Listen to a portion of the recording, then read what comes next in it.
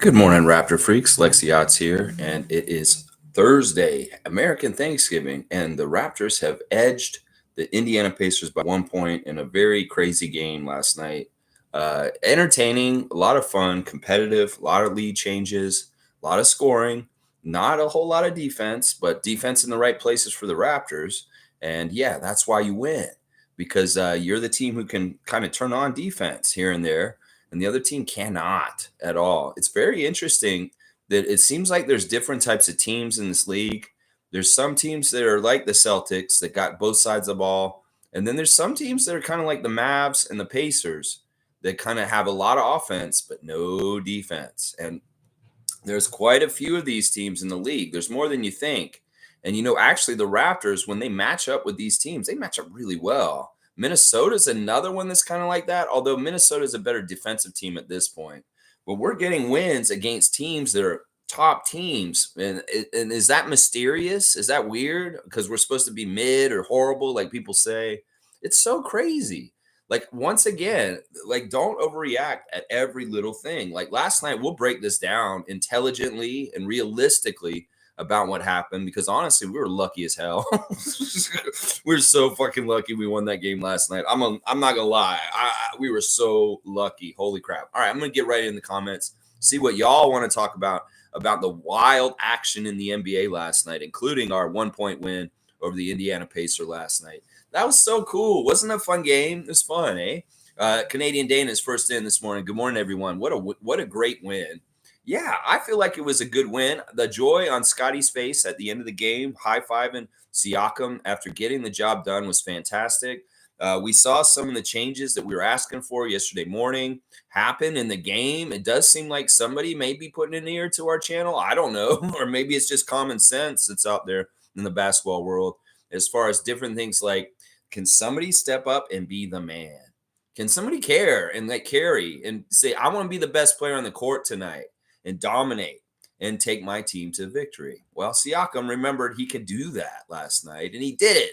And I was so proud of him. He was amazing last night. Honestly, I love you, Pascal. And seriously, Raptors fans, y'all need to respect and love the greatest Raptor of all time, Pascal Siakam, because in some ways he really is the greatest Raptor of all time, even above Kyle and DeMar and Kawhi. The guy's got the accolades. He's got the championships. He's got the dominance. And when he wants to put it on the court, it cannot be stopped.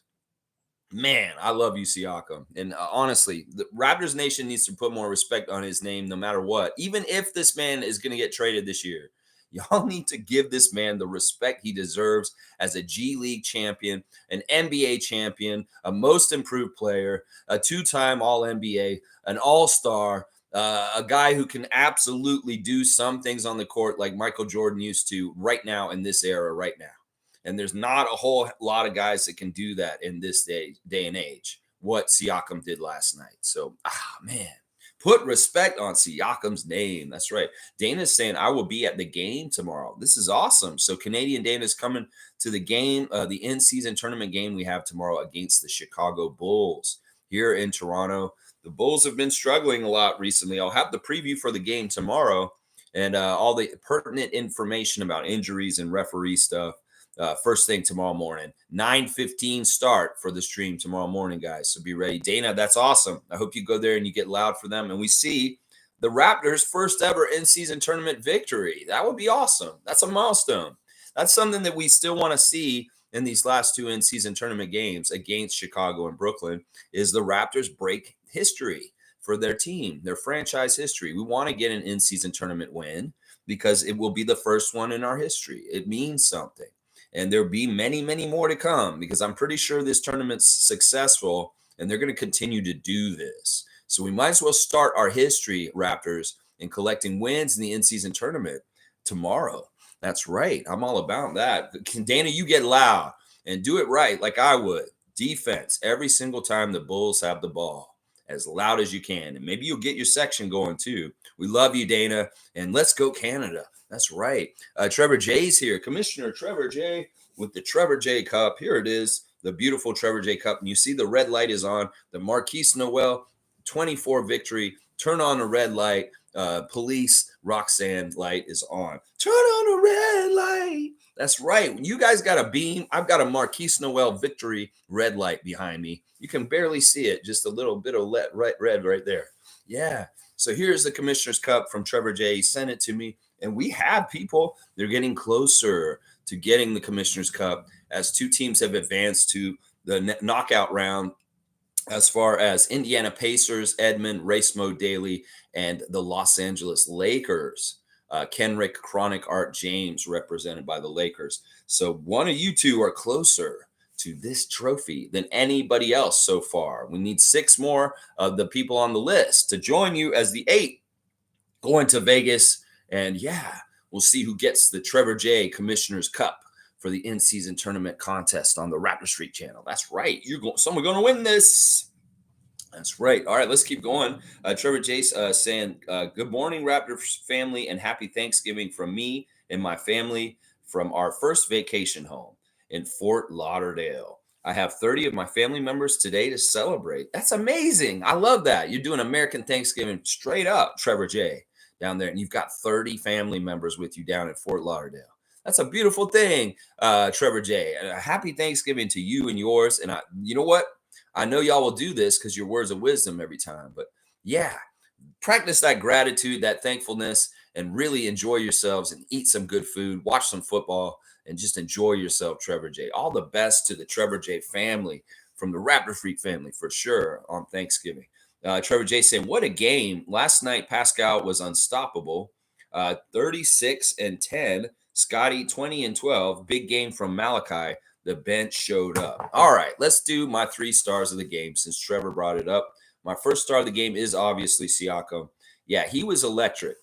You got to love when he's very close to his minutes total with his points total. 38 minutes, 36 points. That is just efficient. Love seeing that. And going against a high-octane offense like the Pacers, you're going to need that kind of firepower to keep up. 13-24 from the field. That's a very, very nice shooting percentage. In fact, I was looking at the NBA leaders in field goal percentage, and Siakam is in the top 50 best shooters in the league right now, guys. Him and Pirtle are in there. Pirtle's number 2 in the whole entire league, and Siakam is in the top 50 highest field goal percentage for any player in the league. And at that volume that he gets used at, that's a really, really good accomplishment. The weird thing is, y'all are criticizing Siakam not shooting a lot, but in some ways, he is finding a better efficiency than under Nick with Darko. And that, I don't know, I like that trade-off in some ways, because one of the big debates about Siakam is that he's just not efficient. He's getting too much ISO and too much attention. Well, we cut it down just a smidge, and we kept a lot of the good production and efficiency in it. And it's justified in his field goal percentage. He may be shooting the best he's ever shot in his career right now. And that's a really good thing. That's a really, really good thing for the team in winning. Siakam getting 36 points on efficiency, 13-24. He made a 3. They dared him. They left him so wide open. He just had to, and he was laughing. And, you know, when you have the practice and the technique, yeah, and unconsciously, you can just put it through there. So Siakam making a 3, 1 out of 3. 9 of 11 at the free throw line. I really liked his work at the free throw line and getting there. I'm okay with the 2 misses. He was very good at the free throw line last night and clutch at important times. 10 rebounds, 4 assists, 1 block, only 2 turnovers. I'll take that. Although turnovers were a problem for the Raptors team overall last night. 36 points. Holy crap. Siakam. I love it when you put on your chef's hat and you cook. It's just a beautiful thing when Siakam is cooking the other team, when they ain't got nobody who can stop him. There's nobody on Indiana that can stop Pascal Siakam, and they know it. And Pacers fans are like, man, we're kind of a sham. We're not really that good. Like, honestly, we are going to Vegas, but kind of like we're in trouble. We're worried about this team. They are very worried about their team because they understand there's a huge deficiency on the defensive end. And Siakam just showed them. It's like, you guys got no answer from me. I'm just going to spin all around you. I'm going to do this. I'm going to do that. Y'all can't stop me. Mid-range, 3-pointer, drive to the lane, spin, sugar. That's right. Siakam spinning that sugar all over the place there. My number 2 star for the game is Dennis Schroeder. Dennis Schroeder was steady as she goes. Yeah, 10 of 16 from the field. I love that. Seriously, if Fred shot 10 of 16 in the game last year, y'all would be like, Fred is awesome. But no, he would shoot 4 for 16 instead. But Dennis shooting 10 for 16, y'all, and really picking his spots. And honestly, we needed him to carry in firepower also to match the really high level guns of Buddy Hield and Tyrese Halliburton. So in some ways, we needed the secondary scorer of Dennis Schroeder to step up and be aggressive and take those shots when they're presented to him. Some people have been critical of Dennis taking too many shots lately. But listen, if he's going to be open for three, he needs to shoot it because he's shooting very well from three overall. So yeah, Dennis, you're fantastic. Thank you for helping Siakam to carry the team in a very high octane offensive game. 26 points for Dennis in 32 minutes. Once again, when you get close to your minutes total with your points total, I like you a lot. 10 of 16, 2 of 5 from three. He was perfect at the line, 4 for 4. That's a professional. 6 rebounds, 5 assists, 1 steal. Did have 4 turnovers, but still, Dennis was fantastic. And I really like how measured he is. In some ways, once again, he was the reason why we didn't need Jeffrey Doughton Jr. because he plays a similar, very, very capable, practical, steady style of point guard. And he just does such a good job. I am a huge fan of Dennis Schroeder, and I will stand on a hill to protect him from anybody who's coming at him right now with stupid ass shit. If you're a Raptors fan, you should not be critical of Schroeder or upset with him starting. You should be very pleased, is what I would say right now. You should be very, very pleased. So good job, Dennis. My third star is Malachi Flynn. That's right. I'm not apologizing to Malachi. You know what I'm saying? I'm saying, Malachi, this is what I wanted from you all along, what you did last night. You know what? I feel like this is what happened with Malachi. He saw Jalen Suggs do something on the night before, and he's like, you know what? I could actually do what Jalen's doing. I just need to do it.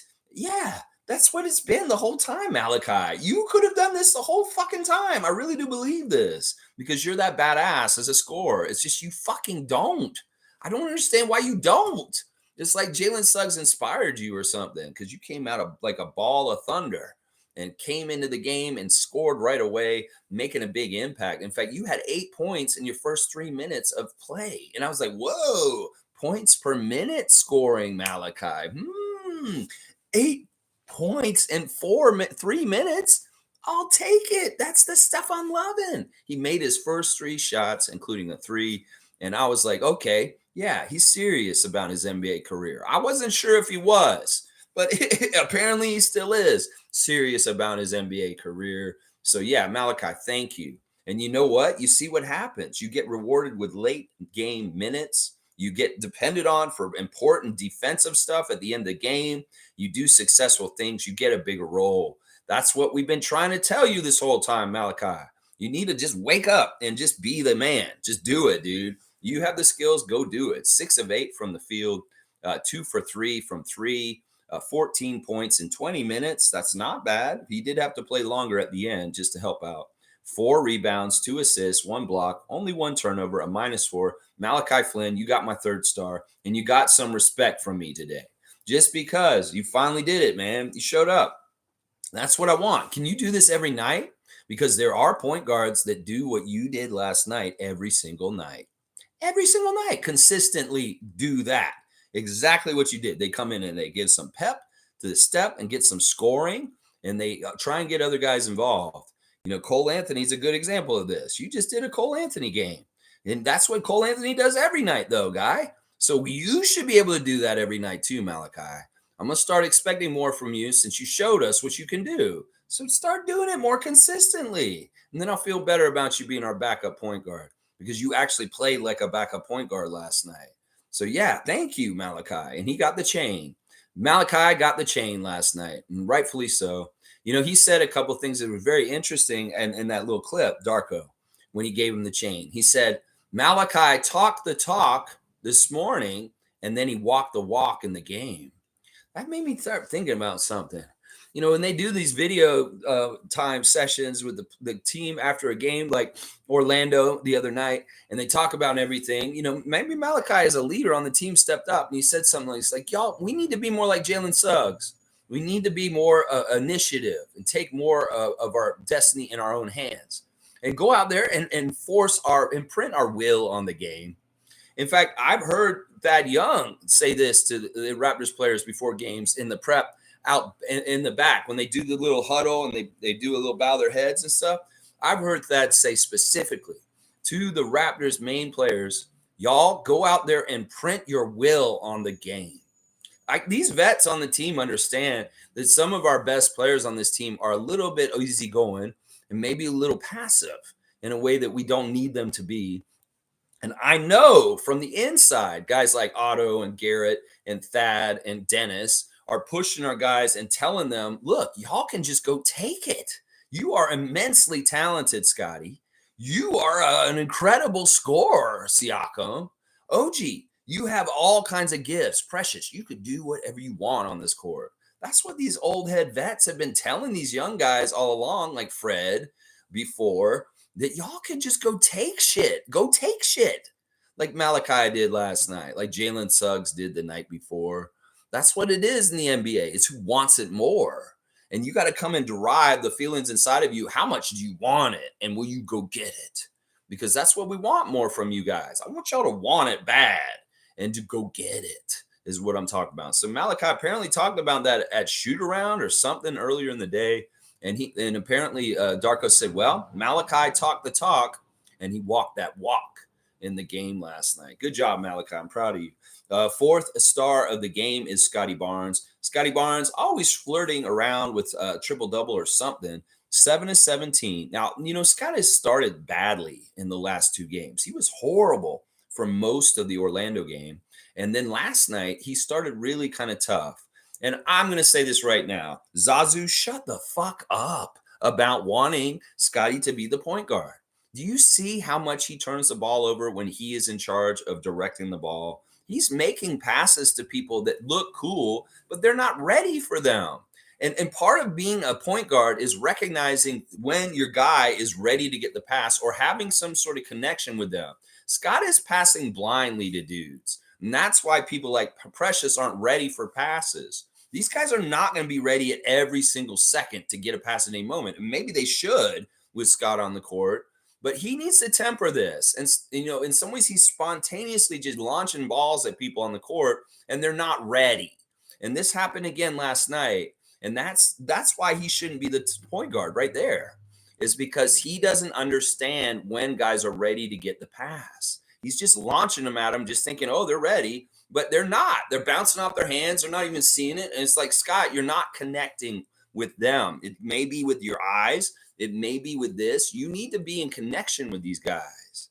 You can do the fancy no-look passes and the between the legs passes and all those kind of shit, but you have to have a connection with them, and they have to understand you might do it. And that may be something that gets built more over time, where you're unorthodox, spontaneous, passing all of a sudden will be more expected and caught more. But right now, you need to make sure you having a connection with your teammates before you just start launching flashy passes. And honestly, I hate the idea of him being a point guard at this point. And Zazu, drop this shit. You think that the magic cure-all for the Raptors is just to put Scotty at starting point guard? You're crazy, bro. And I'm going to have to come into your spaces and set you straight on this shit, because I see you all over Twitter pushing this narrative. And I'm like, Zazu, this is not the answer, bro. This is not the answer. And I can give you a very elaborate basketball theory reasons why. It just isn't. We won't win. We're going to lose a lot more if Scotty's going to play point guard. And I'm not about losing right now. I feel like we can develop Scotty as a point guard and all the other skills that he should be doing also, maybe more so, and still win by not going so heavy on it. I think we're doing it the right way. I think the fraction of the pie that is Scotty being point guard or ball handler or distributor is just the right amount right now. I don't think it should be any more than it is. I like the fact that Siakam's getting a lot of assists from drive and kick. I like the fact that Dennis gets a huge amount of assists too. And I think that balance and a lot of different guys getting assists is smart and better than just trying to put everything through Scotty. once again, you put everything through Scotty as a point guard. He can't do the scoring himself.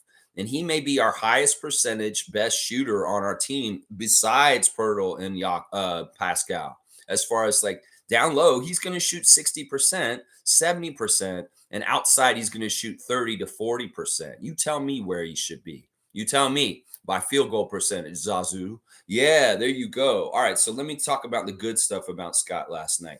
7 of 17, could have shot better. 2 of 6 from 3. I like the confidence of him stepping in a couple of those threes and nailing them. 4 of 5 from the line. I can handle that, even though the one miss was one of the 3 missed free throws in the last seconds of the game that was really, really bad. Really, really bad. 12 rebounds. Fantastic board work by Scott.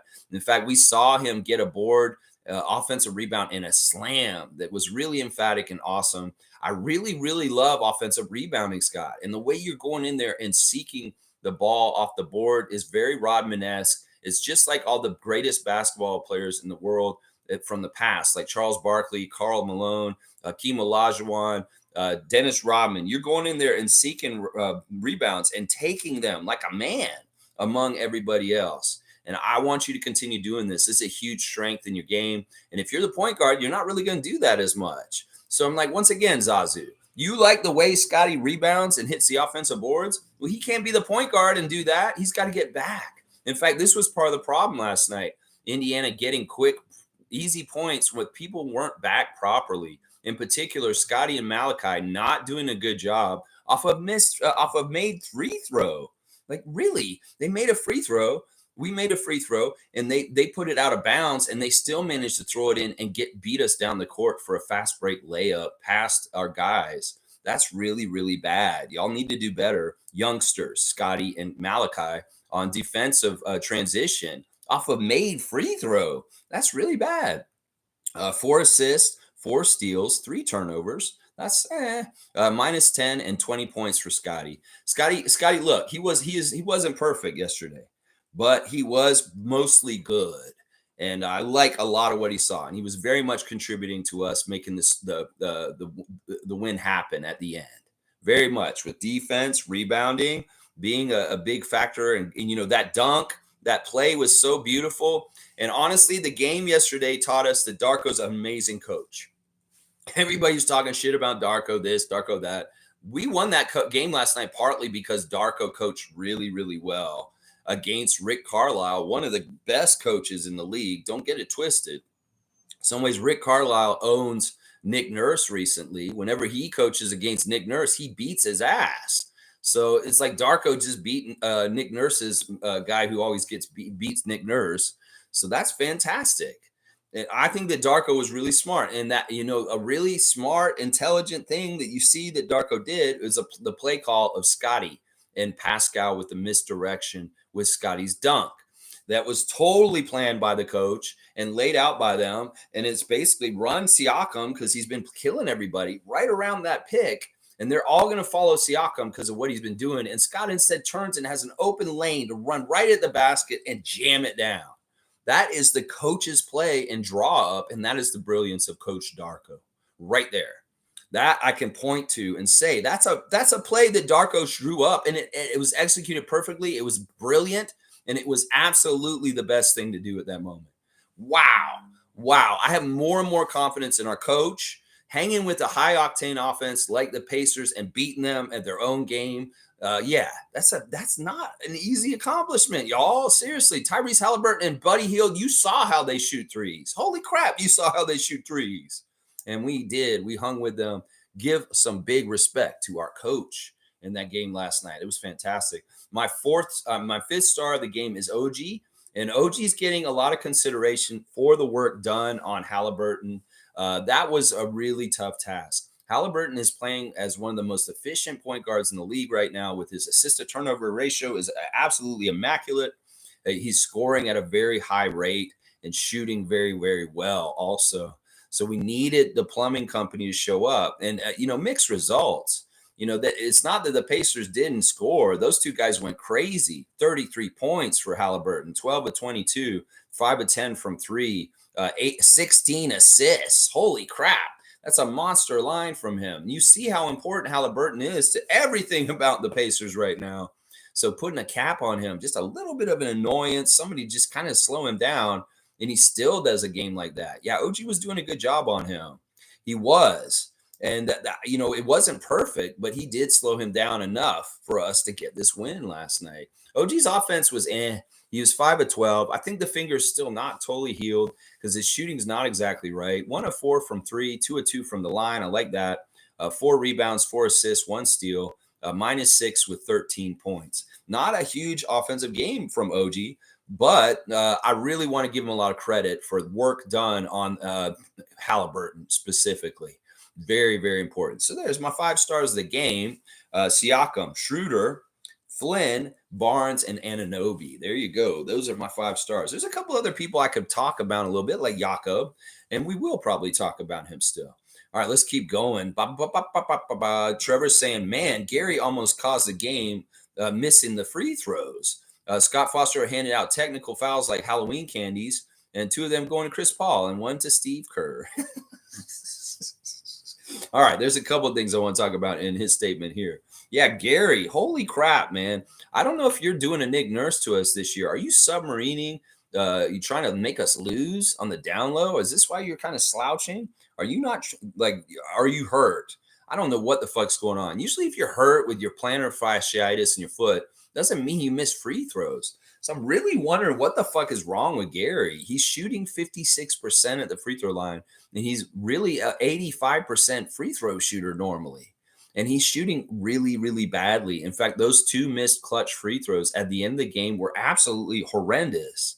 We are so lucky we survived those missed free throws.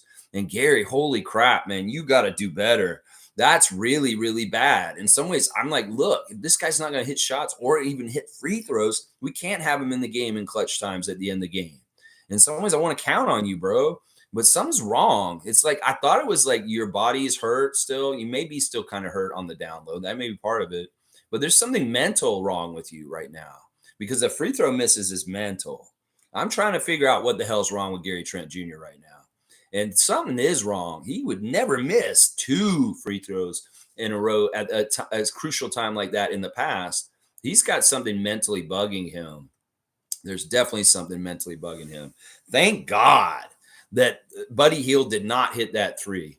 We are so lucky he didn't hit that 3. That would have been a crushing game buzzer winner, and the Indiana Pacers would have won that game. In fact, we did not take control of the end of the game the right way. The 2 free throws missed by Gary, the free throw missed by Scott, that's 3 points. And those points could have put us out of reach so that it doesn't even matter if Buddy Hield chucks a shot at the end of the buzzer and makes it and then beats us. That's why I'm mad about it. Is because Gary had the chance to ice the game, put it completely out of hand so they couldn't do that, but he gave the chance for them to win it because he didn't make the shots. Oh, Gary, damn it, man. Where have you gone to in this season? Last year, you looked like you were setting yourself up for a good contract, and you opted in, you stuck with us. I appreciate that. But now you're just hot garbage this year so far, and you're killing me on the Raptors, and you're killing me on my fantasy team. Since you are the Raptor that I have on my fantasy team right now, you are not helping my fantasy team at all. Let's look at Gary specifically with his stats across the board. 2 of 5 from the field, 2 of 4 from 3. I like the 2 threes he made. They look really good, and they were in very opportune times that really did help us. But the 2 of 4 at the free throw line is almost unforgivable. He really, really personally had the chance to absolutely win this game for us, and he failed. And I hate it. 1 rebound, 1 assist, 1 steal, 2 turnovers, a plus 14, though. Only 2 guys on our team were pluses, him and Otto, with 8 points. That's the other thing, man. Gary is just not scoring. He's just not scoring. I don't know what's going on. It's the equalness of the Darko system. I don't know. He's just not getting found himself, or maybe he's just not up to snuff. It could very well be he is injured on the down low. And that's part of the reason why we're not going to him as heavy as maybe we would have last year, is because we know he's half hurt right now and he's out there helping by being there and showing up, but he's not 100%. So in some ways, we don't want to rely on him as much as we did last year to carry with offense. I don't know. I'm wondering about Scott. I'm wondering about Gary mentally and with his foot. There's two things bugging him right now. I have a feeling. Now, all right, let's talk about the saga of the NBA world. There are all kinds of crazy things that happened in the NBA last night. All teams playing last night in a lot of games. And one of the matchups was, well, in Phoenix with the Suns and the Warriors. Of course, Chris Paul is now on the Warriors, and he's returning to Phoenix where he just played the year before against them. And who's the fucking ref? Of course, the dirtiest ref in the NBA, the crooked one, the one that needs to be gone, retired a long time ago, Scott Foster. Scott Foster is documented as having very much issue with Chris Paul. They're saying it has to do with an incident with Chris Paul's son and Scott Foster, and something was said. And then they had to have a meeting with Chris Paul, his dad, and Scott Foster, and Doc Rivers, who was the coach of the Clippers at the time where Chris Paul was playing. Yeah, that's not totally why it started, but maybe a little bit of it. I thought it had to do with the union. I thought it had to do with Chris Paul was a union rep for the Players Association, and he tried to get Scott Foster fired for being maybe from this incident. And Scott Foster found out about it, and that's why he hates him, is because Chris Paul was gunning to get him out. In some ways, he should have got him out because we know he's tainted by Donaghy. And it's just such a messed up situation. I love that Chris Paul called Scott Foster a bitch last night during the game. That was awesome. And, that's just what it is. It's a huge, real feud. And we all know it's real. And we can see just how much a personal vendetta a referee has with a player can be a detriment for that player in the playoffs. We see Chris Paul's great career is not gone anywhere because at some point when he plays in the postseason, Scott Foster shows up and hands him an L. So yeah, it's a stupid situation. This isn't the kind of vendetta the NBA wants. So I don't understand why y'all keep putting Scott Foster on Chris Paul games, because in some ways you might want to keep them separated, because in some ways it makes Scott Foster look bad. It doesn't make Chris Paul look bad. We all understand Scott Foster has not a fair. He has a very biased view against Chris Paul, and that taints the credibility of the officials and how they are supposed to be the same or neutral or same to everybody. When you see a personal vendetta a ref has with a player, that clouds and messes everything up, NBA. So yeah, we see it, we understand it, and well, we can extrapolate and say, well, I'll bet a lot of different refs have different feuds and different things. Ben Taylor, Fred Van Vliet, stuff like that going on. So yeah, this is not good for y'all having the integrity of the officials seem like they're on the up and up. Chris Paul, Scott Foster, very, very real feud. Yeah, it's not good for the league. I'm telling you, man. Cowboys saying, good morning, Canadian Dana, Trevor, Lex, and Raptor Freaks family. Flynn got the chain. Let's go. Great win. Good job, Darko.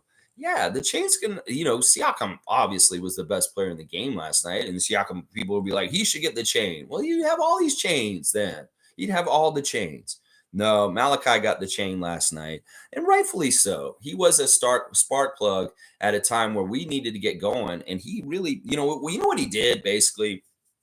The Raptors came out and played shitty for a period of time, and they got a lead put on them, a double-digit lead by the Pacers early, and it was in the first quarter, really.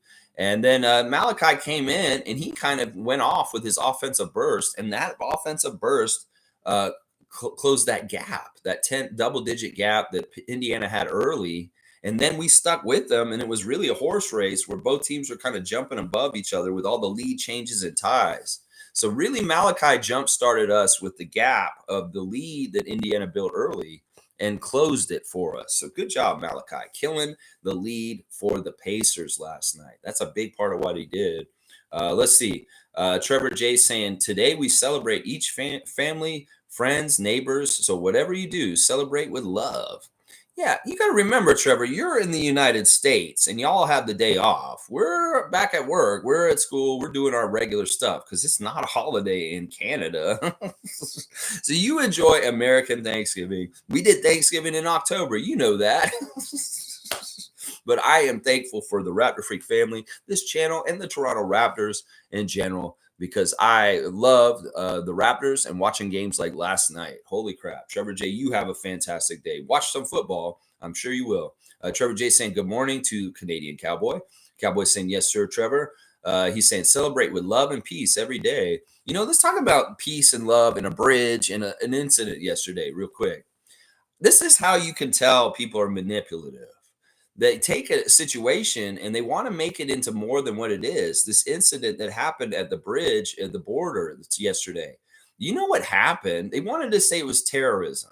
In fact, the conservatives here in Canada really ran the ball with it, but they're idiots. It had nothing to do with terrorism. They're trying to make everybody scared. Ooh, fear mongering, just like I said, to make people more worried. Maybe they want to make the border more tough for Canadians to go across the border today to celebrate Thanksgiving with their families. I don't know. No, it's none of that. It's some knuckleheads that just try to jump a car, Duke Boys style, across the Canadian border. I don't know if they were on drugs. I don't know if they were crazy. But if you see the footage of the car at the border yesterday, it's not terrorism. And don't let forces of fear try and put fear on you. Oh, there's terrorists trying to drive bombs across our border. No, there's some two people crazy tried to jump the border. Seriously, they literally sped up and drove like the Duke Boys, like they're going to hit a ramp and jump the border to get into Canada. That's crazy. They jumped and they exploded in a ball of fire and they died. That's what happened. And everybody's trying to say, oh, it's terrorism. You're unsafe. We got to lock up the borders. This is bullshit. They're just trying to scare y'all. That's a very good example of taking a truth and perverting it into what they want to use as a weapon for their political gains and things. And they want people to be worried and be xenophobic and scared of terrorists coming to scare them because they use fear to motivate people to support them. That is a very clear way to see it. Pierre Poilievre, or whatever the fuck his name is, idiot. That's what he's trying to do yesterday. People are trying to do Dukes of Hazzard across the border, and he's trying to say it's terrorism. You see the clip. It looks crazy. And I'm like, this person probably thought they could jump the border without having to see the border guards. I don't know if they were trying to smuggle drugs or what they were trying to do. Maybe they're trying to escape to freedom in Canada from the United States. I don't know. They're crazy. And they blowed up their car. It's crazy. I feel bad for these people that passed, but that's what that is. And if anybody's trying to paint it anything else, well, they're a fearmonger, and they'll tell you that tells you right away you should not listen to this person because they have intention to make you feel fearful so they can control you. It's that simple. All right, let's keep going. Bam, bam, bam, bam, bam, bam. All right, let's see. Trevor Jason, we're awakening Darko, unlock Malachi. Yeah, Darko's fun, man. I really trust this coach, man. He's shown us different kind of games that we've been in and ways to win in those games. He's really smart, and he really does know what he's doing. I'm really, really, really in with Rajakovic. The guy is coaching our team correctly. He's doing things right in a lot of different ways. There may be a couple blind spots, a couple things he's not doing exactly right. But for the most part, he's covering all bases and he's doing a good job.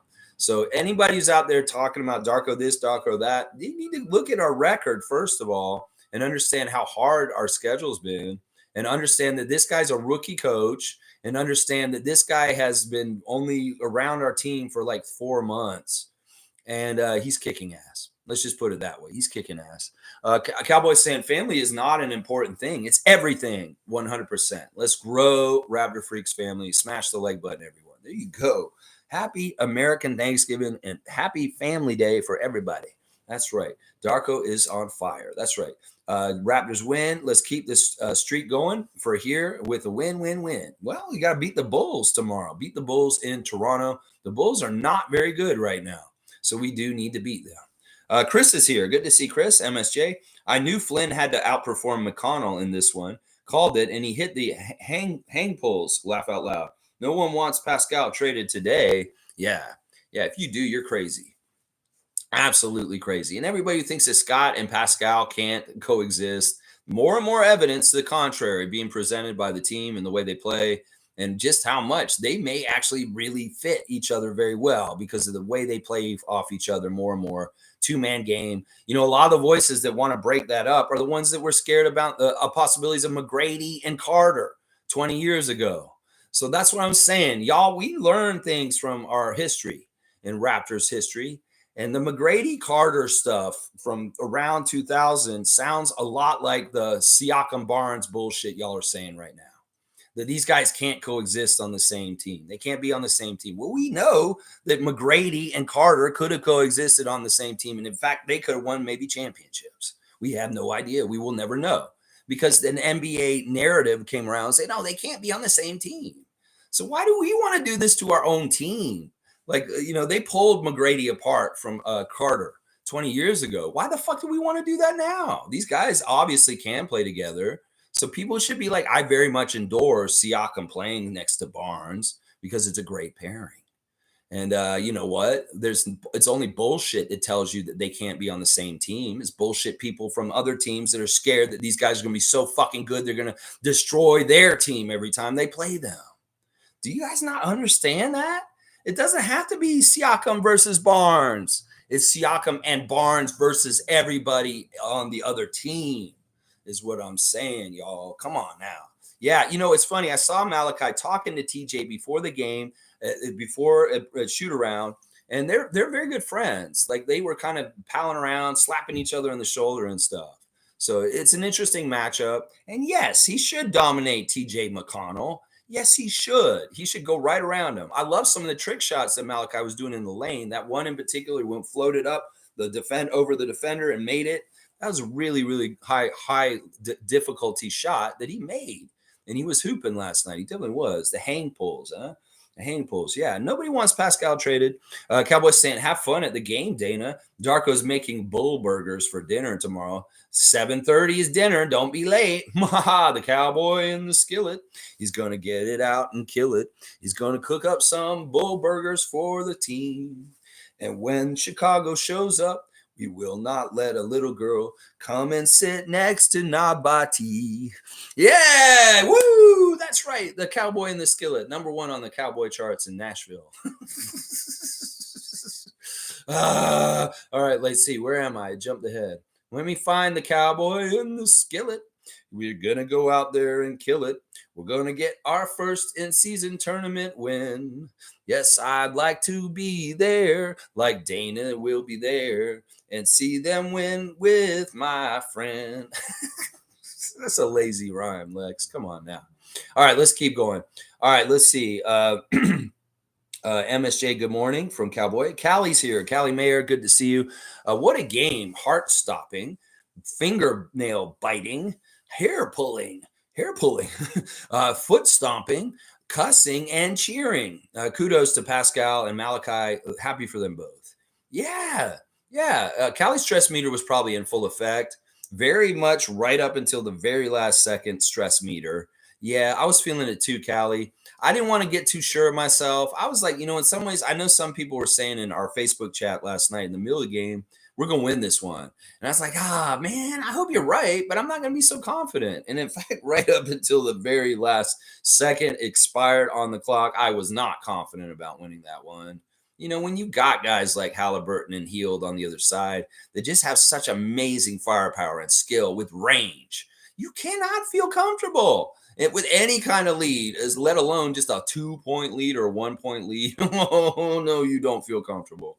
And that's why Gary was adding stress to our lives last night, Callie, wasn't he?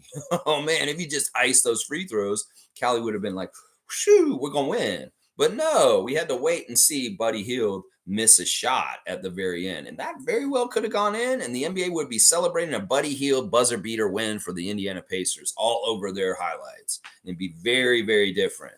Very, very different.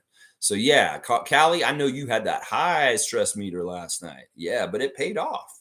And you got a good feeling at the end. MSJ saying that Kyle Lowry got 28 points last night. Yeah. Old man can still get going sometimes. 28 points, very efficient game for Miami Heat's Kyle Lowry last night. We'd love to see that. Cowboys saying, keep up the hustle, Flynn. Yeah, let's see you do this night in, night out. I want to see you do this. You got to shoot a high percentage and just look good, Malachi. Look good. That's what I want you to do. Cowboys saying, I like how Papa Schmurf called out the crowd. Oh, okay. Yeah, let's bring this up. More drama and controversy last night. Old grudges. rearing their face last night. Scott Foster and Chris Paul. Well, the city of San Antonio and Kawhi Leonard. Well, we know about this one because our guy Kawhi came here, won a championship with us in 2019, coming from the Spurs. And boy, they hate him in San Antonio. He's still getting booed every time he plays in that city. And I rightfully say yes, they should boo him. I totally disagree with Popovich on this. I believe in freedom of speech. These people want to express themselves in the word boo because they are not happy with this guy and how he disrespected their team. They should have the right to do that. It's surprising to me that Greg Popovich is anti-free speech to a degree. In fact, this is really backfiring on him in some ways. I like what he did because it's never been done before, and it speaks to the character of him and what he feels like. And in some ways, he's right. Kawhi's a nice guy in some ways, and he's a good dude. He's just kind of aloof, and like he didn't handle things very well with San Antonio. No, he didn't. And in some ways, I would say he didn't totally handle things well with us, but that's to his own detriment. And the thing is, the Spurs fans, if I was at the Spurs games as a Spurs fans, I would probably boo him too. I would probably boo him too. And when if Pop got on the mic in the middle of the game and told me to stop booing, I'd probably boo louder too. I love you, Pop, and most things I'll listen to you and I'll respect you and everything, but not on this one. Not on this one. You know, crowds need freedom of speech, and also crowds. This is historically something crowds do. You're trying to say this isn't Spurs culture, but I mean, who sets what Spurs culture is? I mean, I guess you, out of all people, should be able to set what Spurs culture is. But in some ways, no, you don't set this. And it's weird because people are turning on him. They're turning on him because he did this. And they're also saying, you're too old. You need to retire. We see what you're doing right now, and our record sucks. We should be better with Victor. There's a lot of impatient young fans around the NBA at this point, and they're not just in Raptors Nation. There's some Spurs Nation too, and they're saying you're too old. What have you done anyway? They really don't know because they're so recent. They don't understand that what the Spurs were like, even like what 10 years ago. So it's like, yeah, you don't run somebody like Greg Popovich out because you don't have any idea of history with your team. And you can't like, oh, get out of here, old man. We need somebody new. It's ridiculous. And it's a weird dumpster fire and really like a weird way to step into one. But yeah, the fans are turning on Pop. They're saying, you've been here too long. You need to go, and we need a new coach. Partly because they're not playing very well. The Spurs are losing a lot of games right now. And that's really a big reason why. And they're like, oh, we got Victor now. We went through the tanking last year. We shouldn't have to go through this now. We should be winning now, coach. No, it doesn't happen that way. They got to figure it out. And this rookie's got a learning curve to get better and to be able to carry your team and get you to good stuff. So very interesting stuff. I never thought I'd ever see Spurs Nation turn on Greg Popovich. It took Kawhi Leonard. Some people are saying there it's like Kawhi destroyed our team by what he did, and we went to losing after that. And now he's make us lose Greg Popovich. What a horrible gift that keeps giving.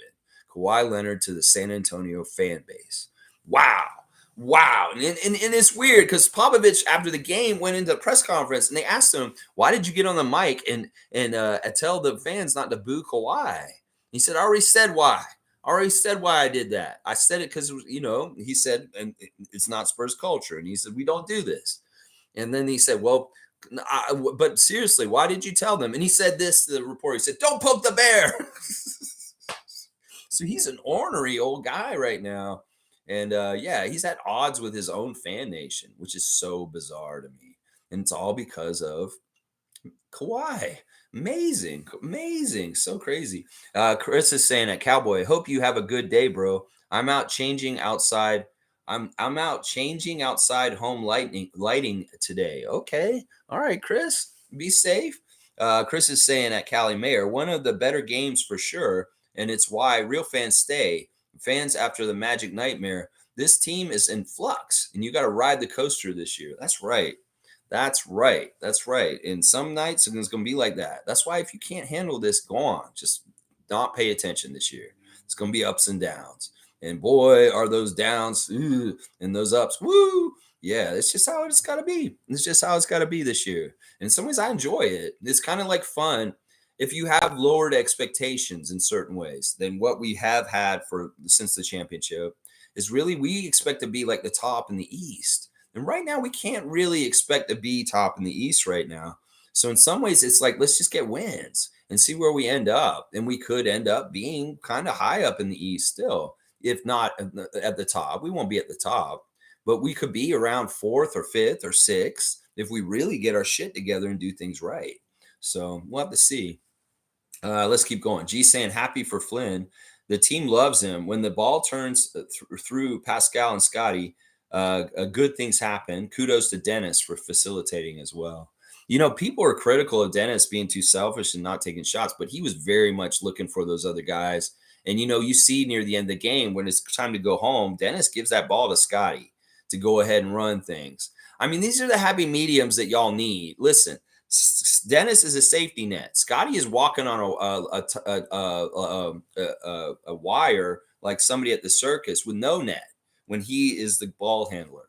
And in some ways, we can get away with that in certain possessions. Like I like at the end of the game. All right, Dennis brings the ball at the court and he kind of feeds Pascal or Scotty or whoever, and he's the point guard. But near the end of the game, you may see more in the fourth quarter them not giving the ball to Dennis to bring the ball at the court. You'll see Scotty bringing up the ball to read the court and play a little bit of point guard at the end of the game. In some ways, I like this change because it keeps teams on their toes. They may get used to Dennis running the team as the point guard, but if we have a switch at the end of the game where all of a sudden Scotty on a couple possessions, now some possessions he's still doing down low stuff, he's actually the guy coming up with the ball. That may be smarter than him being the full-time point guard because it adds a variety and a wrinkle, and it could be something we don't even show them until the fourth quarter, and then they don't even know how to deal with it at that point. I'm thinking about strategy. I'm thinking about what's smart to do with Scotty and his ball handling skills, and him being a straight-up point guard isn't the right idea, but him being a point guard on certain possessions when they're not totally used to him doing it, that is brilliant. That is a brilliant idea, is what I'm saying right there. Yeah. Yeah, let's keep going. G saying Yak looks a bit slow and clumsy, but when he was off, they were attacking the rim at will. His presence cannot be taken for granted. Yeah, he has a lot of intangibles. He may not look pretty at times, but man, there's so much he adds to our team that we lacked in the years before he showed up that we were crying out just to get filled. And that was something we talked about on this stream a lot. I think that there were a couple streams in the last 2 years where I said, I wish Jakob Pearl would come back. And boom, Masai made it happen. Jakob made it happen. And we got him back. I'm so glad we got Jakob Pertl right now. And in fact, you guys, you can't take him for granted very easily because a lot of the stuff just doesn't, if you're not an educated basketball mind, you don't understand the game, you will not understand why Jakob Pertl is so crucial to certain things that we're doing right now and being successful. And yeah, you know what? He may not be pretty all the time, but you know what? He's doing so many good things out there. Let's look at his stat line. He's quiet. 3 for 4 last night, just 6 points, 4 rebounds, 6 assists, 1 block, 3 turnovers, a -2. Yeah, very quiet for just 29 minutes of play. You know, a lot of the starters got extended minutes last night. We didn't play the bench as much. We only had 4 guys off the bench instead of 5. And we played Siakam very close to 40 minutes, also Barnes.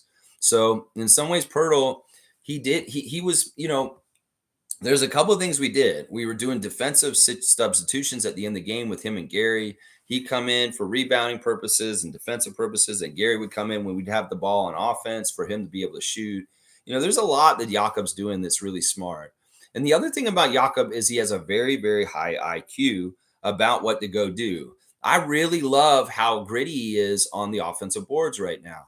In some ways, Jakob has been saving our ass with bad misses that not go in, and he's this there, and he grabs it and cleans it up and puts it back in. That's really on him. That's his own like get it after it kind of like gumption to go and take the balls and put them back in the hoop. And I love that. We have a couple of guys that are doing this really well. Chris, obviously, Precious. Pascal even last night doing a little bit of Moses Malone work where he missed and then he just didn't give up and he just stayed on the boards because Indiana's so small. You can just dominate and just keep trying until you put it in. Don't give up. That's one thing that we can do against the Pacers. Without Neesmith, or any real a lot of bigs is on the boards. You can go offensive board until you finally fucking put it in and never give up. And we saw that a couple times with Siakam. We see it with Barnes. We see it with Pirtle. The offensive boards really, really good from Pirtle recently, cleaning up garbage. We make a miss and Jakob's there to fix it, and he puts it in. You gotta love that. And then, oh man, the blocks. Jakob's had very good block games in the recent week. Not a whole lot last night, but man, that guy's blocks and his rim protection is so fun to watch and see when he blocks somebody. So I'm really happy with Jakob and what he's doing. He's playing very efficient and he's playing within himself. And there's a lot to like about what he's doing. Cool Cat Sand, good morning, Rapid Free crew. An emotional game. My poor heart survived. Laugh out loud. Shout out to Malachi Flynn. Happy for him to have a breakout season. Don't get ahead of yourself. That's what I'll call a breakout game. And that's not even that impressive, honestly. I would be even more impressed if he'd gotten 20. He had better games in Tampa years. Some people are trying to say this is his best game of his life. I don't agree with that. He had a better game in his rookie season. That's part of the problem I'm mad about with Malachi is because was so good in his rookie season and he's regressed in some ways. I'll say this. It's nice to have a breakout game for him. We'll see if it's a fucking season because I don't trust that. I don't believe in him as far as being consistent. I said this last night. Okay, this is what you should do every single fucking night. You just showed a standard of what you should be doing every night. And that's not okay. If it's just because the Indiana matchup that you're able to do this and you can't do this against other teams, like the other 29 teams in the league, the other 28, I should say, then what use are you? You can do it against TJ McConnell, but you're not going to be able to do it against most of the league. And still, I'm not totally bought in on this performance last night. I'm going to be even more critical of him still. And I just need him to show this again. Can he do it again tomorrow night against the Bulls here in Toronto? An in-season tournament game. I'd love that. I'd love to see the spark off the bench of offense and getting us really good energy because he closed the gap. Yeah, I won't give him a breakout season. Nah, I've been fooled before on this. I've seen him have a game like this, and then he's dog shit for another 3 months after that. So yeah, don't give him that at least. No, I wish it was. If it becomes that, I'll be happy. But I'm not ready to declare a breakout season. It's a breakout game. G saying Magic beat the Nuggets too. They are either really good now or teams have not scouted this new version of them. Also, Pop is coaching fans now too. Yeah. Yeah. All right. Let's talk about the Magic defeating the Denver Nuggets to go successful in their 2 back-to-back games against us and the Nuggets. Yeah, they beat the Nuggets last night. So it's like, do you feel better about the way the Magic handled us in the in-season tournament game on Tuesday when you see that they beat Jokic and his crew?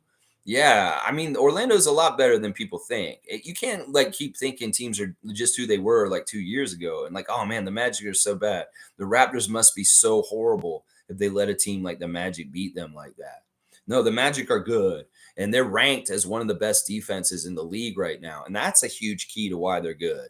Their coach is getting a lot of acclaim for the way he's running them right now and that he's doing a really good job. And that is very well deserved. And I don't know. I mean, they're just ripening as young players at a good place. They're kind of on a fast track with their young players than other teams because Paulo is just overwhelmingly so good. Franz is so fundamentally good for such a young player.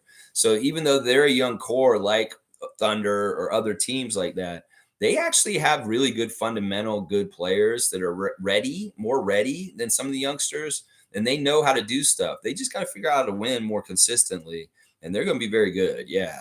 Yeah. Orlando beating Denver makes you feel better about them beating us, doesn't it? Yeah. Yeah, it does. See, that's the thing. Perspective changes as time goes on. And sometimes you when you're in the moment's really bad and it feels really bad, but things happen after that happens. And you're like, oh, wait, well, this changes how I feel about that because I just saw them beat Denver also. Hey, there you go. Siakam is the GOAT, according to Isaac Campbell. And I like that. I think that's not a bad description for Mr. Siakam. He is a GROAT. He's definitely a GROAT. And in some ways, I want him to leap Lowry and DeRozan and be the GROAT, the greatest Raptor of all time. Fred's gone now. Fred was in the running. He's in the top 4. But I really do think that Siakam, as he moves up the Raptors franchise records for our team, we went into 4th all time in scoring for our franchise last night. He needs to be the GROAT. Kyle is the GOAT in some ways, but you know what? Kyle's resume is not as good as Siakam's. Seriously, if you think about their accolades and what they've accomplished, Kyle's not all NBA, and Kyle's not a G League champion either. So he's not a most improved player either. So in some ways, right now, Pascal Siakam is the greatest Raptor of all time. I'm ready to declare him this because I'm starting to see Siakam become more consistent. Cool Cat saying, I think Raptors front office and coaching staff are listening to fans. Everything the fans mentioned that needs to be done, they did. Was happy to see the changes. Yeah, we were feeling like that. We were joking about that in the Facebook group last night. That they were watching us specifically. Because one of the things I suggested yesterday that they did was not play Grady and play Otto instead. I was like, damn, they may be listening to me. Because I said if I was them, especially in an in-season tournament game with that kind of higher pressure, why would you play Grady in that situation? He's not ready for that. You should have played Otto more. And well, he changed it. He did Otto more last night. And it really paid off. Otto was really good. And I'm sure Grady needs time to sit on the bench. In some ways, he hasn't played well enough to earn rotation minutes in recent games. And he needs to show, they need to show him that it's like, look, you're not just going to be granted minutes because you're a rookie and you just get them. No, you have to play a high quality while you're out there, and then you'll earn the minutes. And I think that's part of what happened with Grady last night. Sure, he may not have been happy to sit out. He probably was fine with it.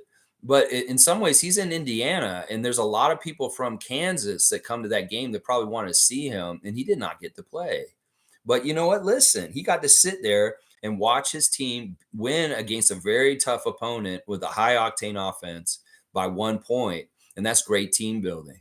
So in some ways, you want to put that carrot out in front of Grady and say, look, you're not playing this game. You're getting a DMP. And when you get the next time you get in there, well, earn it and make yourself never get a DMP again if you don't like DMPs, is what I'm saying. So very, very good coaching smarts. And it's funny too, because Jack was saying things on the sideline. It's like, now you need to come back with Siakam now in the fourth quarter. And boom, he did. I like this kind of stuff. It's like he's calling timeouts better than Nick. In some ways, he's not so stubborn and like holding guys out there or trying to let the team figure it out after mistakes, and he let them run up and down, and then he calls a timeout like 30 seconds too late in the game. Nick Nurse. Yeah, there's none of that. Darko's very good at calling the timeout to stop momentum of the other team, where Nick would drive me nuts. And he's like, this is when you call the timeout, Nick. No, he doesn't call the timeout. He said, let them play through it. They'll figure it out. I always hated that about Nick Nurse. And that's a big difference between Rajakovic and Nurse, is that Darko's calling timeouts at the right times to do the right things as a coach in the NBA should. And Nick trying to do his weird shit. I don't know. I didn't understand that. All right, let's keep going. I definitely think they're listening. I definitely do think they're listening because they're doing a couple of the things we're saying. Like the other thing that they're doing right now, Cool Cat, is people have been very critical of them and the shots that Siakam's been getting. We talked about this a lot yesterday. In fact, I was saying he's getting more touches than it looks like. Well, they're really focused on trying to feed him the ball last night. So they're definitely hearing us.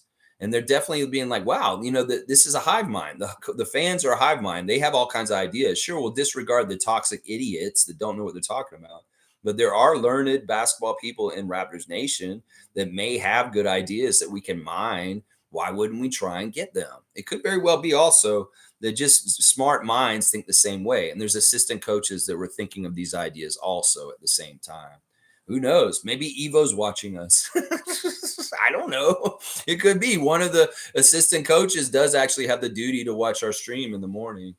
Who knows? Who knows? Either way, we appreciate y'all listening and making changes and getting good results from them, like a 1 point win last night. That was awesome. That was so awesome. Let's see. Country Kong's here. Good to see JP in the house. Sacramento's doing really good in the in-season tournament. JP, you may be getting this. If the Kings win the in-season tournament, Country Kong wins this trophy. So just so you know, John Paul, you better pay attention to like the Beam team, because that's your team, man. And they are looking like they're going to be one of the teams that goes to Vegas with their record so far. They haven't lost yet. So they're in good shape. All right, let's see what Country Kong's saying. Good morning, Raptors freaks. Lex, I'm so proud of Malachi. I can't believe how well he played last night. When he plays with confidence and without fear, I truly believe he's capable of great things. Yeah, it really is like he saw Jalen Suggs. He's like, "That's how you do it? Okay, I'm gonna do that next game. See how I do it." I feel like he was doing a Jalen Suggs impersonation because he really was forceful and his will, and he was smart. And like honestly, the three's got to go in. That's just a mandatory prerequisite for him because it's like buying something at the grocery store. If the product says it has something in the ingredients, you want it. Well, his product is supposed to have excellent 3 point shooting. And if he's not going to shoot threes well, I'm feeling like I got misled and there was false advertising. Yeah. And that I'm happy for him too. But let's see consistency. I'm going to still be tough. Do this again tomorrow and we'll get some steam going in the Love Malachi Club. All right. But so happy to see you, Country Kong, as always. Fiercely saying, morning fam, happy Thursday from Scotty Barnes, Twitch family, Fiercely Salsera. Games like yesterday remind me to shut out negative minds that keep asking for a Pascal trade. He can have bad games, but also incredible ones in which he carries us. Yeah, I love this. Like, this is what I've been crying out for, Siakam. I just want you to be the man. I just want you to carry us. I just want you to be the most dominant number one player on the court. In some ways, Halliburton could have been that dominant guy with threes and bombing and bombing and bombing. But no, there's something about the hierarchy of basketball. It's just like in poker. There's certain hands that beat other hands, like a royal flush and stuff like that. Well, Siakam, you're like a royal flush. You're going to beat two pair. Two pair is Buddy Hield and Halliburton out there. And you want to be the most dominant him guy on the court? Well, you can do that on a lot of nights. And I want you to step up and do that. And I'm glad you did. You proved that you are the guy that can carry and lead this team to a victory yourself. And I need this from you. And it may not happen every night. It may be Scotty some nights, and it could be OG some nights. But we need somebody to carry us night in, night out. And if it's mostly Siakam on certain nights, that's great. If it's Scotty more and more as time goes on, that's great too. But we need a lot of different guys that can do this because there are going to be nights where Siakam just doesn't have the right matchup and he can't do what he did last night. And that means maybe OG needs to do it, or Gary even, or Scotty, or Dennis even. Dennis, yeah. So yeah, this is the truth. This is why we stay positive on this channel. Is because there's so much more positive, awesome things you can look at. If you want to look at all the negative stuff and dwell and wallow in losses and really get all negative and crazy on online and stuff, that's your choice. But you're a miserable fuck, and you could live a happier life like we are. This is awesome what happened last night. Randolph's here. Good to see Randolph Phillips. Good morning, beloved Raptor Freaks, most informative gang. We were blessed with a good morale booster when we needed this victory. Let's go Raptors. Yeah, it could have been a little deflating if we lost. Thank God we won. And it does really help, a character building kind of thing. It's similar to the win Sunday against Detroit, where you get good vibes. It's kind of like, yeah, you got there by the skin of your teeth. And there's definitely some good video for them to watch and clean up. And yeah, make your free throws, guys, please. Make your free throws. Fun Guy's here. Good to see Fun Guy, my guy out in Mississauga. You've got the New Orleans Pelicans. If they win the in-season tournament, this is your trophy, Fun Guy. That's right. You are in this tournament also. I figure New Orleans is the right city for you because it's a Fun Guy city. So yeah, the New Orleans Pelicans win the in-season tournament. This is your trophy, my man. Just so you know. I don't know if you knew that. I've never screamed and won so many times in just one game. This is the Pascal I fell in love with and have missed this season. No, it's fun to watch him cook. It's fun to watch him dissect things. And I think we're getting the right kind of balance of him doing it with holding the ball and not too long. It is different than last year. Sometimes last year, our shot clock would be dominated by just Pascal or Fred holding the ball for like 10 or 12 seconds of the shot clock. Well, in some ways now it's kind of down to like Siakam holds the ball for like 5 seconds. Then he still kind of gets to his spot and he does stuff. There's a lot less standing out there dribbling and watching and everybody standing around. That was a huge, huge problem with our stagnant offense in half court is everybody stood around. And you're like, it's like you're giving the defense a chance to breathe and just hang out and relax. And I hated that. And it's not like y'all are dissecting anything and getting anything good to happen when you're standing there just dribbling. No. So there's got to be a happy medium between standing there for 20 seconds of the shot clock and just dribbling and the 0.5 offense. And I think we're finding it. It may be instead of a 0.5 offense, it's a 5-second offense, at least for Siakam. Maybe the other guys got 0.5 rules for them, but maybe Siakam should get the 5-second rule. You got 5 seconds to work with it, spin it, and put it in. And I'm okay with that. I'm okay with that. He's special. He's important. He's our franchise player right now. And he needs 5 seconds to get the good stuff in his offensive bag going. And I'm all about that. 0.5 for the rest of them, 5 for Siakam. You get 5 seconds to the 24 shot clock. You get 5 seconds. If you don't do anything, pass it to the next guy. Gary, you don't get 5 seconds. You maybe get 2. We might give you 2 or 3 seconds. Yeah, I don't know. I think that's a better middle ground than 0.5. Yeah. Let's see. Cool Cat's saying, shout out to Pascal Siakam, G League champion, G League Finals MVP, 2-time All-Star, 2-time All-NBA, most improved player, NBA champion. Second to him with Kawhi, one of the best scoring duos in a playoff series, a playoff run ever, with Michael Jordan and Scottie Pippen up there. Yeah, Siakam and Leonard. That's right. There's a resume right there, and I am ready to officially say he's the GOAT. I love you, Kyle. Kyle, you've been a GOAT. You will always be a great Raptor of all time. But Siakam is now the greatest Raptor of all time. I'm ready to officially declare this. I was almost ready to do it last year, and there's been a couple of times where I've been kind of like ready to say it. I'm really ready to say it now. I think it is. I think he is. He's the greatest Raptor of all time, Pascal Siakam. And now a lot of people will not say that because he's acrimonious and people see, oh, the whole thing with him. But seriously, look at that resume that Cool Cat just laid out there. That's right. Finals MVP of the G League Championship. That's right. He does have a finals MVP. Fiercely saying yes at Canadian Cowboy. He is a class act, but the crowd seemed to boo louder after he spoke. In some ways, people don't like being told what to do, and that's really what this is. It's almost like Popovich was like the lunchroom lady. Y'all kids, quiet down, get your heads down, and put the fingers up because you're too loud. It was a little bit like that. He's like the lunchroom lady, telling them to shut up in the lunchroom, like they're the kids in middle school or something. Yeah, it was a little bit like that. And what do you do in those kind of situations, Spicoli? Yeah, Mr. Hand, I order a pizza. Yeah, you defy authority. And that's what was happening. They're like, don't tell me what to do. Yeah, it's basically like that. That's what it was. Cool Cat saying, shout out to Pascal and Scotty, two-man game we keep asking for. Scotty, an excellent floor manager from anywhere on the floor. Pascal for his gravity to get open shots for players and spin cycle. Yeah, I love this combo. There's nothing wrong with this combo. Haven't we learned anything, Raptors Nation, from Carter and McGrady? Y'all really want to tear this duo up? Like, you remember what we think, what could have been with Vince Carter and Tracy McGrady if they had stayed together instead of Tracy going down to Orlando. Oh my gosh, we'll never know. Tracy often ponders this next to the window with his tea, wondering, what if would have happened if I'd stayed with my cousin Vince in Toronto and Charles Oakley and all those guys? Man, I will never know. In some ways, that is a lesson from our past history that people need to understand. Youngsters that don't know nothing about Vince Carter, Tracy McGrady situation 2000 because you weren't born, well, go do some research and learn about that situation and learn about the folly of saying it's Scotty versus Pascal. It's Scotty versus Pascal. Fuck that shit. It's Scotty and Pascal, just like the Super Friends. Once again, we got Batman and Superman. And why the hell do you want to get rid of one of them? They're awesome. They're great. We love these icons, Batman and Superman. If you can have Batman and Superman on the Super Friends, you want both of them. You don't want one of them to leave and go to the Legion of Doom. Why would you fucking want Batman to go join the dark side? Seriously, we want Siakam, Batman on our team. Yeah, we need him next to Superman, Scotty. So come on now. Stop trying to break up the Super Friends, Justice League of America. That's what I'm saying.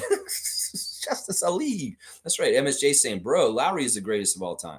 No, he's not. Not anymore, Chris. Not anymore.